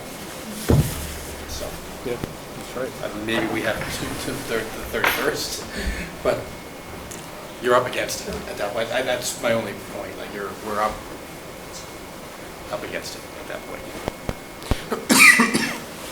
We got it. It must be late because my phone's going on sleep mode. For 2 reasons. If you guys meet, I can still review all the information. Yes. You know, I'm very familiar with the budget, so it's Well, not, I know you're very familiar with the so that's budget. what I mean, I'm not gonna not get it, Making the so. choices. It's making Yeah. the choices. No, but I mean, they're not gonna be, right, we're gonna have the rundown list, the ones that you have to fund, or have to. Yeah. And there's gonna be a lot of color coding by Mr. Gilberto. Yeah. And I don't think it's gonna be much different than last year. I mean, okay. Should we put it on the calendar tentatively for the 23rd and then? Yeah, Sounds like we have to. Yeah. Okay, so we'll schedule it for the 23rd. Mr. Studo will certainly be in the loop, and we'll converse with you as far as what your feelings are. And And if you do a remote, if it's a hybrid, if I can log in, you know, right, I'll try. great, all right. And Mr. Waller is going to be, That's what I'm going to be doing. he's going to be doing it that way. Mr. Massey. Mr. Massey, like I said, we're going to have to do a wellness check on him right now. All right, so we'll schedule the meeting for Monday, the 23rd. It'll be a hybrid. And we have some work to do. All right, in the meantime, we have a financial planning team meeting Thursday. Yes. Thursday. This Thursday. This Thursday, so, Yeah. yeah. So at that point, financial planning team will also be evaluating things too, in total, the entire budget.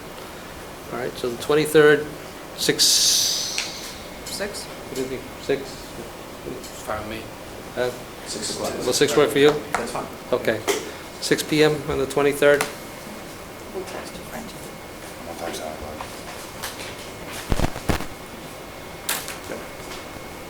I have a call and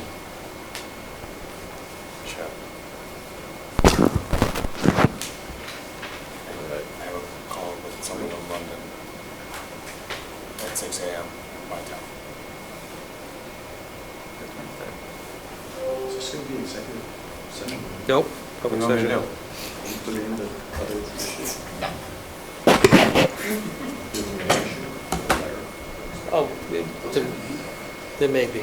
There may be a brief executive session at the beginning of the meeting, but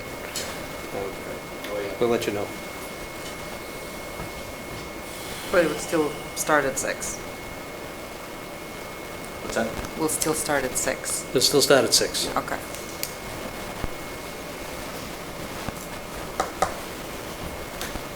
What time is it now? 10:56. All right. So, The if you clock's get a chance, right. you might want to text Mr. Massey, tell him it's tentatively scheduled for 6 PM, the 23rd.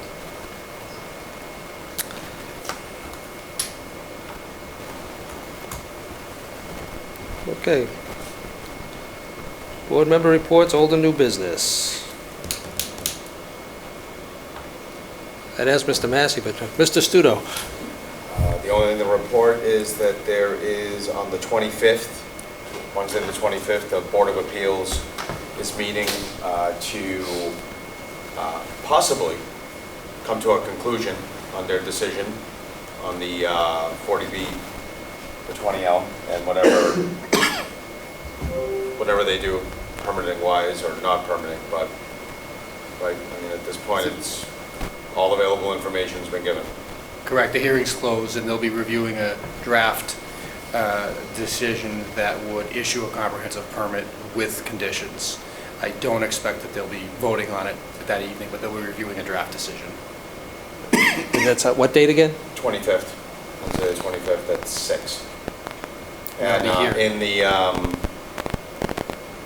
assuming where they always meet? Here in town hall. Yeah. Oh, it's here, not Here. at, No, it'll be here in okay. town hall. Okay, here? All right. Well, that's a big deal.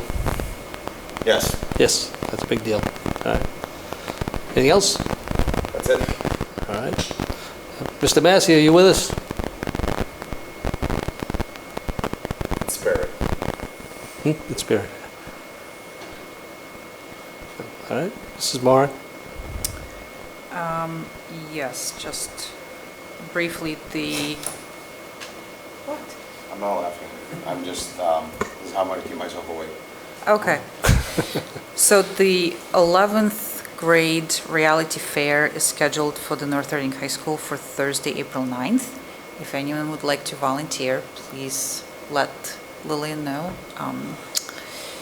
It's a very good opportunity for seniors to kind of do a spot check for their hopeful careers and how that translates into today's budgets.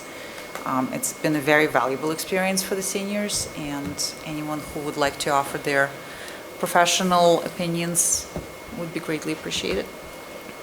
Thank you. All right. Mr. Wallner? I'll pass. You got to pass?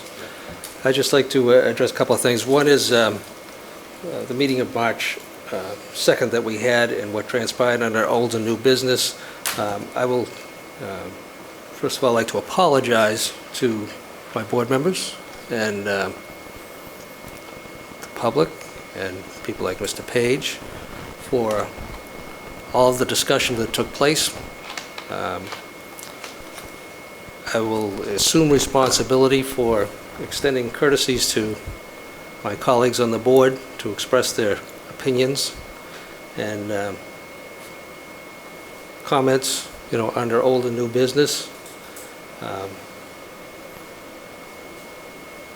However, that being said, I should have had better control of the meeting in relation to how far it went and how much was allowed, and that going forward, my tolerance level is going to be less, because I think what occurred was unfair and unwarranted and mostly unnecessary. And again, I don't mean to curtail anybody's or any member's rights to bring up issues, but generally speaking, old and new business is for updates on liaison assignments, updates on events in the community as to what did occur and then what will be occurring, and an opportunity for individual board members to seek agenda time for any ideas that they may want to bring forward for the board's full consideration, not to get into the entire discussion of any particular subject matter, but an opportunity to say, listen, I think we should be talking about this issue or that issue at a future agenda item, get a consensus of the board that we want to put it on the agenda and put it on, or take it under advisement and not take it up in the near future. It has gotten to a point where it's expanded well beyond that. And while all of us may have differences of opinion, that's a good thing. That's healthy. And while we may have some of those differences of opinion come down to some personality clashes and some things of that nature, that's not appropriate. And personal grievances should not necessarily be aired in the public venue as it was. And again, I don't begrudge any member, any of my colleagues, to use the time as they deem appropriate. But as chair, I guess my opinion will count a little bit, and the gavel will come down a little bit more quickly. And it was an unfortunate set of circumstances. So again, I assume responsibility for being overly tolerant and allowing it go, in my estimation, too far. And that what's ever left in my term as chair with the gavel, I'm going to be more cognizant of it myself.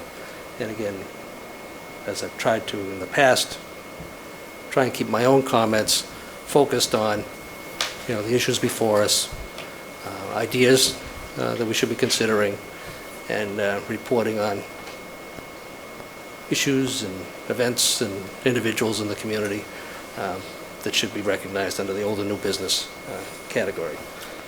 So I just wanted to state that. Again, I don't think what occurred should necessarily be chalked up to my senility or longevity on the board. Again, my own assessment of it is my tolerance level was too great, and it won't be moving forward.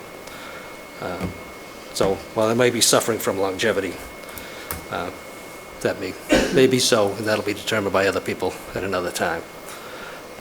The only other thing I want to mention is a passing of Sharon Coviello, Serge Coviello, she's the wife of Serge Coviello, who's a long-time volunteer too on Recreation Commission and other boards, committees, and commissions. Sharon, again, local business person, Coviello Electric, long-time 50-plus year member of the community, passed away this week. And again, I just want to acknowledge that, her contributions to the community, our heartfelt sorrows to the family and to Serge, and she's in our thoughts and prayers, and so are they. Other than that, I'm all set. Okay. What do we got now? Minutes? No. Sorry. Public comment. I'm sorry, I apologize. Mrs. Fillmore. Yes, Jack Fillmore, 24 Field Crest Terrace. And I'm glad you brought up March 2nd, because what I saw was a disgrace, okay? I mean, this select board member that you're talking about did have some valid points. The only problem is it was the wrong place at the wrong time. What bothered me more so was the behavior displayed by some of the remaining board members sitting at that table. And it's not just that night, but it's been throughout the nights here, when you make faces when an individual gets up and speaks, like, here we go again, or you roll your eyes. And that is unprofessional, and the town, the city deserves more.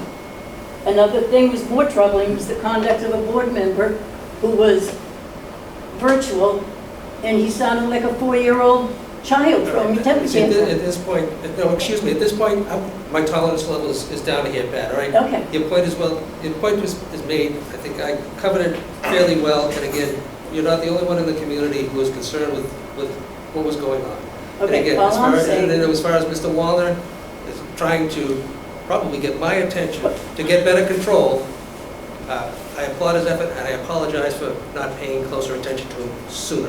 Well, I So, thought anyway. it was a disgrace. So, anyway, And the city, the town. And again, when it comes to public comment, my tolerance level for personal attacks against whether it be members of the board or other members of the public are going to be zilch. And So if you would like to bring forward, under public comment, any ideas that the board should take into consideration for, how to balance our budget, or how to reprogram things, or how to get rid of some of the silos that we have, we are more than willing to accept them, and we actually await some good new ideas. But what it's become over the last few years is more of a gripe session. Yes. And again, if you recall, back in the 70s, we used to have gripe nights. Maybe we should just reinstitute that so the people who need to vent will have that opportunity to do so. But this Is that like a live North Reading rant? Yeah, it was at the time. That was long before some of the cable stuff. But yeah, we had a great night.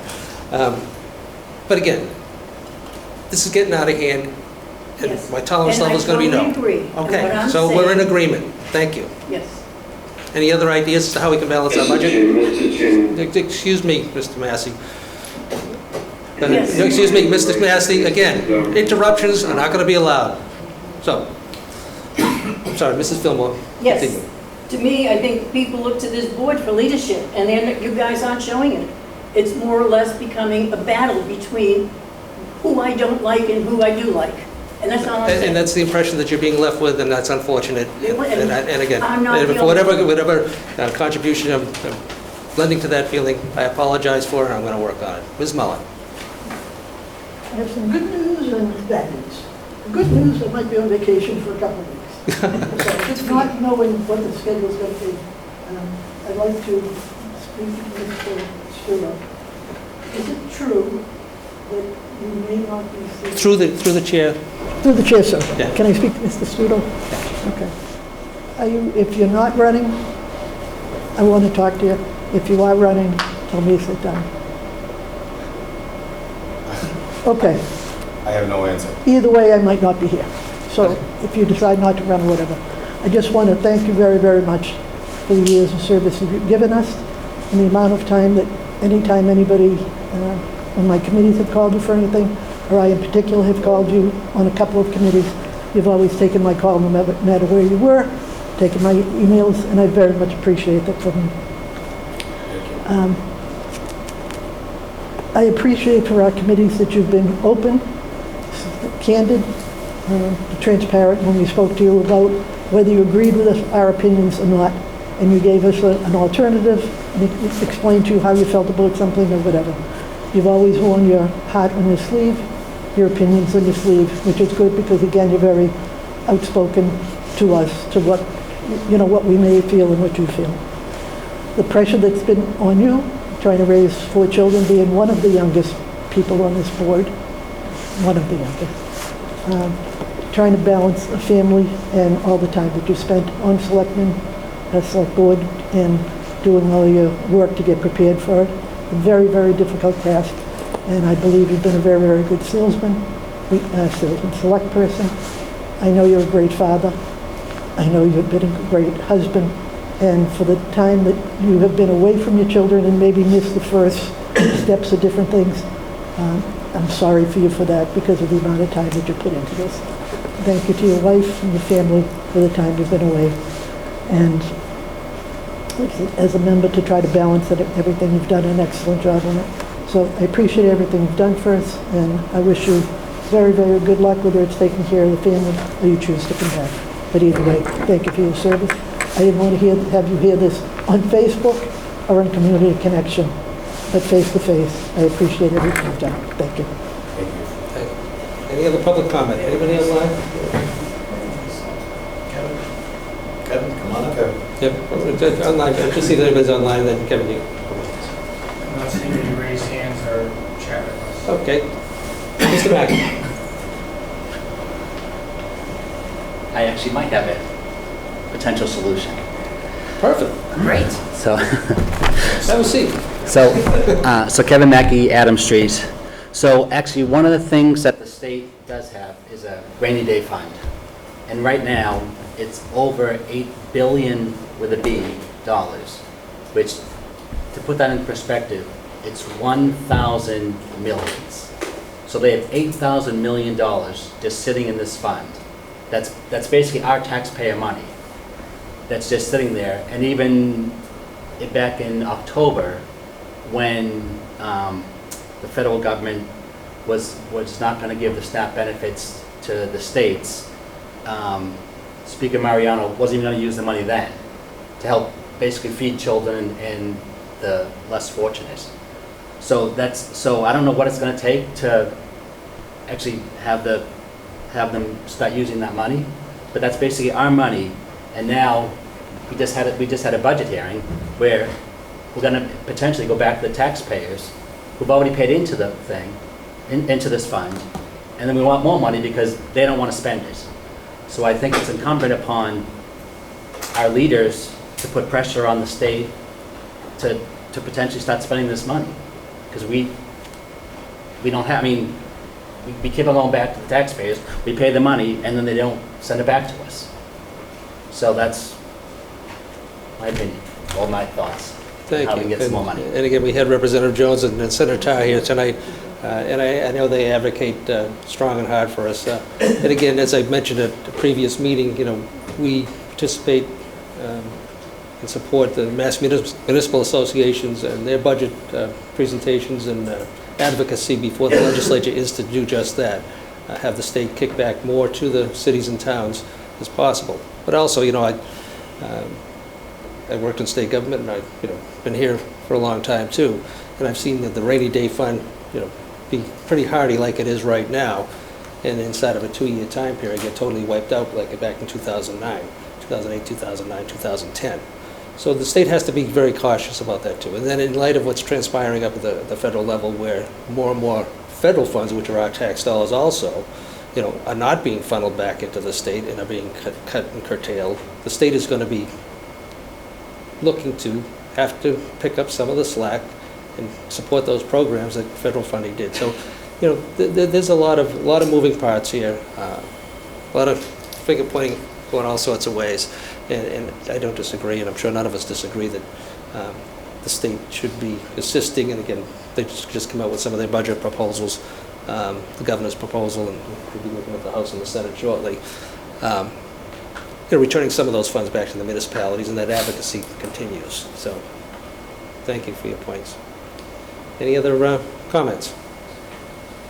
Thank you. All right. Appointments, Board of Registrars. Mr. Chairman, I move to reappoint the following individual to the Board of Registrars as a full member for a term to expire December 31st, 2029. Lee Atlas. Second. Motion made and seconded. Any further discussion? I'm sorry, who are you? I'm looking at the... Lee Atlas. Lee Atlas, okay. Any further discussion? Hearing none, roll call vote. Mr. Massey? Lee Atlas. Thank you. Mr. Studo? Lee Atlas. Mrs. Moran? Lee Atlas. Mr. Wallner? Lee Atlas. The chair votes Lee Atlas. What else do we have? Common victuals license, Thompson Club.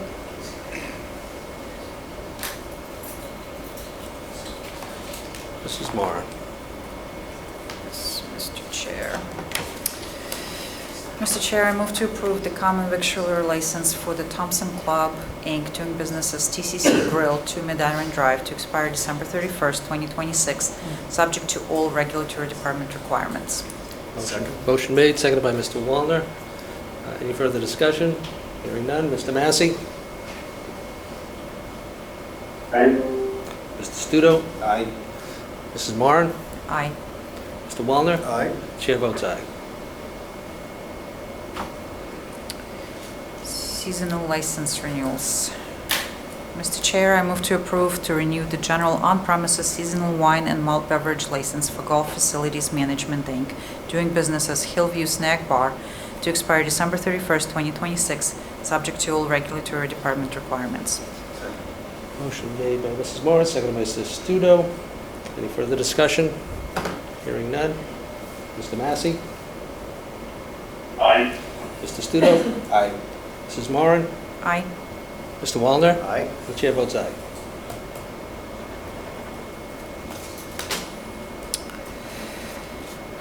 Mr. Chairman, I move to renew the common victualler license for Golf Facilities Management, Inc., doing business as Hillview Snack Bar, to expire December 31st, 2026, subject to all regulatory department requirements.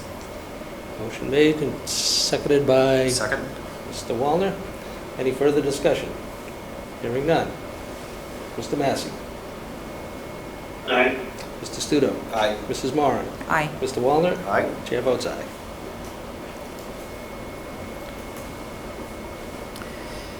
Mr. Chair, I move to renew the seasonal club wine and malt beverages license for Thompson Club, Inc., doing business as Pro Shop, to 2A Mid-Iron Drive, to expire November 30th, 2026, subject to all regulatory department requirements.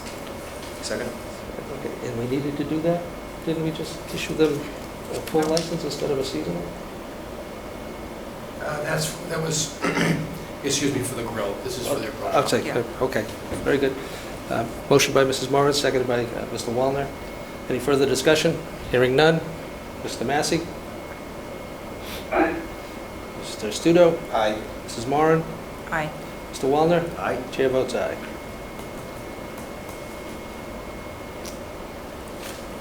Transient vendor license. Transient vendor. Mr. Chairman, I move to renew the transient vendor license for the sale of flowers, Christmas trees, etc. at 226 Main Street for Robert Connors, 58 Wyman Street, Woburn, Mass., to expire on December 31st, 2026, subject to all regulatory department requirements. Second. Seconded by Mr. Wallner. Any discussion? Hearing none. Mr. Massey? Aye. Mr. Studo? Aye. Mrs. Moran? Aye. Mr. Wallner? Aye. Chair votes aye.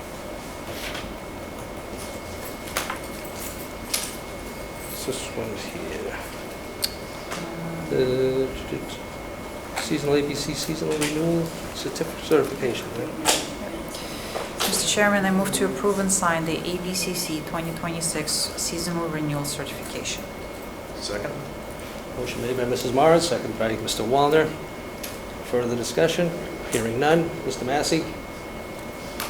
Aye. Mr. Studo? Aye. Mrs. Moran? Aye. Mr. Wallner? Aye. Chair votes aye. Okay, next one, motion to approve minutes. On the March 2nd one, I just have some comments. Let's see, we have March 3rd open session, excuse me, March 3rd. You look in here. At the HRI, it's March 2nd. What's that? It was March 2nd. I don't March think it 2nd. says March 3rd.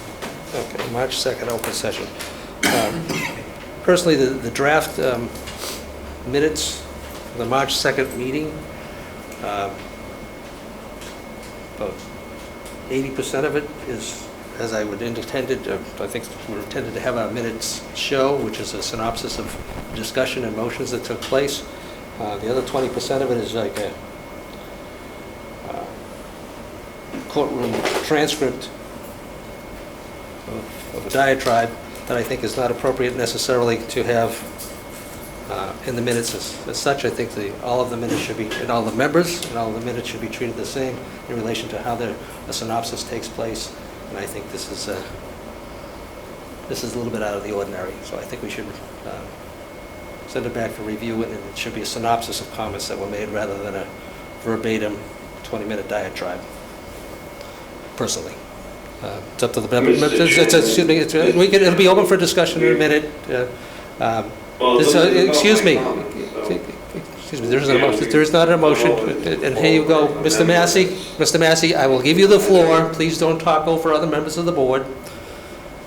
You'll have your opportunity to speak. Excuse me, I am not done commenting, and then we'll be opening it up for discussion, and we'll have a motion, or we will not. All right, Steve, do whatever you want. Go ahead, do whatever you want. Go ahead. Well, go ahead, continue to talk, and be the way that you have been for the last year and a half. Tolerance level is not going to be there. So all I'm looking for is a little decorum. So again, I for one would like the minutes to reflect equally a synopsis of every board member's comments, not necessarily. The other 4 members, none, and 1 member, verbatim copy of a speech that was made. I don't think that's appropriate. I don't think our staff should be required to do that. That's not what we require our staff to do, is to give it a synopsis of the comments that were made and then the motions and the votes that we have taken. So I think that it needs to be revisited, and I think an understanding for the administration should be that regardless of who the members are, everybody comments should just be a synopsis rather than a stenographic diatribe. We have the video.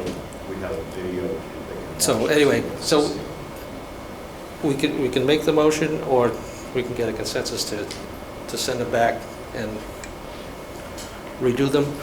It doesn't matter to me. That's just my comments. And again, if the sentiment of the majority of the board is to approve them, that's fine too. But I will not be. Mrs. Moran first, then Mr. Massey. Historically, when there has been disagreements among board members, I'm sure there were a lot during COVID, how were these comments handled? I think we want to stick to the precedent. Historically, what has happened, and I can say this, is that it's been a synopsis, not a verbatim, word for word, what every member of the board says, because that would be pages and pages and pages. Right. So again, our administrative staff takes great care in trying to do an accurate synopsis of the comments that were made, pertinent comments that were made, not a whole verbatim, word for word, and then it needs to, it does appropriately capture any actions that were taken by the board through motions or direction or consensus. Okay. So this is a one-off, generally. I mean, in reading prior year minutes, it seems like it's a summary statement of what transpired. Correct. But I think this draft is something more than that. And again, other people's comments were not given the same treatment. Okay, Mr. O'Leary. Mr. Massey, you have the floor. So you mentioned that making our staff do more effort. That is not true at all. It's the complete opposite. She knows me well enough that when I do have things to say in new business, it's easy to just send them to her so she can copy and paste, and that makes that person's life that does the minutes easier. So I don't know where you get that. Second off, we have discussed this at length before, back when Mrs. Manupelli was the chair, and meeting minutes that occurred, that board members, if they want specific words that they've said, which were actually said to be in the meeting minutes, then it's a custom to the board to let that happen. I've done this before, you've done this before, other board members have before. Is it only an issue because it's me and because the words I said about someone that you know? No, quite the contrary. A 20-minute diatribe to be cut and paste into the minutes is not an appropriate way of handling it. It's an exact It's an Oh, exact there's no doubt in my statement of mind. what was There's said no doubt in my during the mind, but meeting. again, that's not what I believe. I'm should be just saying considered. that extra accurate. Yeah, Mr. Waller? To have like a verbatim section does not go along with what we've done before. And when we've talked about this before, if you look at the last page of our meeting notes, it's in there, it's saying a full recording of this meeting can be found at YouTube under NORCAM. So the meeting minutes are intended to be an overview of what happened. If someone wants to find the detail, they can listen to the entire thing on YouTube. And that's how we resolved it. I've never given anybody a copy to put inside the notes, so I can't say I did because I've never done that. But if anybody wants to find it, they can go to YouTube, listen to it on NORCAM all day long. But the meeting notes should not be that extensive of details. It's out of character with everything else we've done. I mean, Mr. Chairman, Yeah, Mr. Massey? I know on March 2nd there was a statement about the First Amendment and freedom of speech and censoring. Would this not be exactly that? No, quite the contrary. Again, Eliminating the record of what took place. the record is not eliminated, and as Mr. Waller pointed out, The people in reference to go ahead and watch it as it happened live. Anyway, and again, not all of the other members of the board were accommodated in the same fashion, and nobody should be treated any differently. And I do not want to expect or anticipate, but I'm sorry. Anyway, Mr. Studo, you have any feelings, comments? I would vote them as is. If they get changed, I'm going to vote them as is. The summary policy came into effect while I was chair. And we talked about it, Mr. Gilberto. And just like you found, Mr. Chair, low tolerance for public comment off topic, which I had from the beginning, if anybody remembers. Okay. I believe less is more. But if it's in here like this, I'm fine. If they come back in their summary, I'm fine. That's it.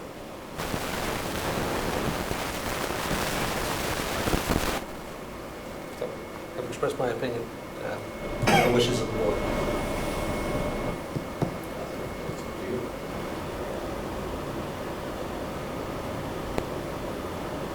I think I tend to agree with Mr. Studo. I mean, the meeting had transpired, there is a record of it already in the minutes, there's a record of it online. It was embarrassing. I would like to move forward and be more brief and to the point and stay on topic that's pertinent and relevant to the town business going forward. Given that it's late, I would like to just accept the minutes the way they are, and then going forward, not burden with the administrative staff with asking them to take copious notes and just provide a summary record, as has been apparently the norm heretofore. Make a motion. Mr. Chair, I move to approve the regular session minutes for the March 2nd, 2026 and March 9th, 2026 meeting.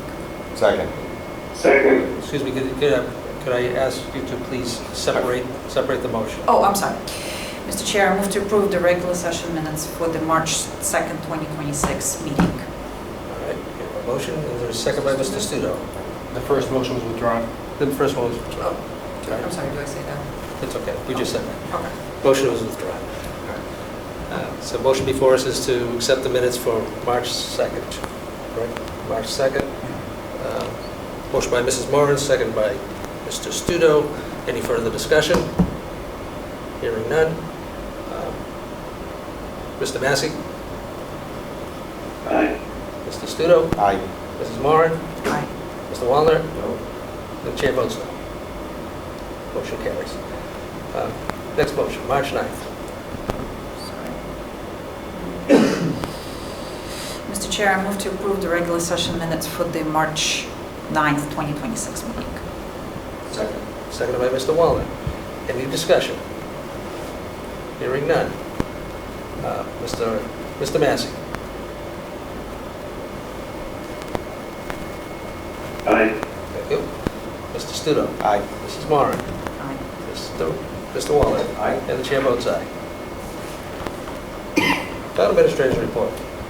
Thank you, Mr. Chairman. We have previously discussed the appointment of 6 new firefighters to the North Reading Fire Department, as well as the accreditation of the North Reading Police Department, so I won't belabor that. I do wish to inform the board that I've been working with Congressman Seth Moulton's office regarding a subdivision that's under construction. The Postal Service has been attempting to require central box delivery rather than house-to-house delivery, with no notice of the change of implementation of a 20-year-old policy. We're optimistic that an appeal by the developer will address this, although we anticipate it will be a requirement for future construction, and I will continue to work with the Congressman's office on this in the coming weeks. The excessive amount of snow that was on the ground when I first wrote this report 3 weeks ago is generating complaints regarding the lack of snow removal on sidewalks in town. At the time, I wanted to reiterate that there is no requirement for any property owner to clear sidewalks that are adjacent to their property. This was a decision that was made by town meeting in 2018. The town does not have the resources to clear every sidewalk in North Reading. DPW clears snow from school walking routes, the town center, and Main Street in that priority order. We are reviewing our bylaws and policies in other towns, but I want to raise this as an issue, as there could be American with Disabilities Act implications, and it may require action at a future town meeting, if not June, then in October. I wish to inform the board that St. Teresa's Church received a $39,696 grant from the state nonprofit security grant program this past month. I also received notice of the Chapter 90 apportionment letter, which indicated that contingent on legislative approval, the town will receive $787,972.75 in state road construction funding. Finally, the current projected snow and ice deficit is approaching $800,000 in municipal expenditures and $25,000 in school expenditures. Our 2027 funding plan calls for the overage to be funded with free cash at town meeting, which, as I mentioned earlier, will reduce available funds for other purposes. And that concludes my report. Just a quick question on the state funding for roads and street. Increase of about how much? If it were funded in the amount that has been proposed, it would be about $250,000 more than what we get. That would be helpful. Very good. Thank you. Next, yes. I have a question about snow removal from sidewalks. Did I hear you correctly that the residents are not obligated to clear the sidewalks? That's correct. That's not the case in many other communities. That's also correct. It's also true. Should we strongly consider that as? I think our first step is to figure out what our immediately surrounding communities are doing right now. We had a long-standing bylaw that required commercial and industrial property owners to remove snow from the sidewalks, but not residential. And there were real problems with enforcement and with the capabilities of even small businesses to comply with that. Town meeting was sympathetic to that argument and repealed the penalty portion of it. So while there is a restriction that you cannot throw snow back onto the road or sidewalk that has been cleared by DPW already, property owners are not required to remove the snow themselves. So. Multiple communities have fines for homeowners. Yes. Don't clear their snow. A lot of those are in urban areas. And, that's true. You know, they're in urban areas as opposed to suburban areas where some people have 100 feet of frontage, 200 feet of frontage, and that's an awful lot for people to entertain. But, so I think in years past there's been some chatter about it, but as you think about it, it can be honest. But a lot of streets don't have a sidewalk, but those that do, if there is a fire hydrant abutting that sidewalk, seems like that should be cleared. And if the town, as you know, we put out the call every snowstorm to please clear the hydrants, and it's a request. But not a requirement. But not a requirement. Correct. I think we should look at least the hydrant area being a requirement, because that could be a potentially public safety issue, especially in really cold temperatures. And as Mr. Guberno pointed out too, the ADA Correct. compliance may be an issue too.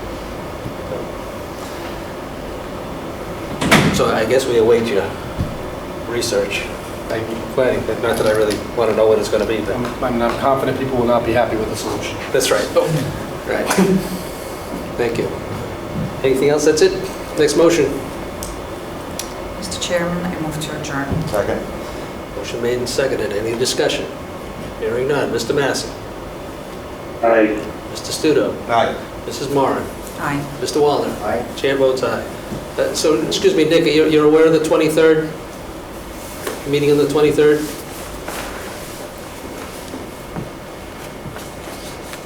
No. Okay, we had a, We could not reach you. we had a discussion. Once technically. No, we're having a meeting as to go over the cuts that have to be made to balance the budget on the 23rd at 6 p.m. I'll be in something. That we just discussed it 10 minutes ago, 15 minutes ago. Good night, thank you. Happy St. Patrick's Day. Thank you.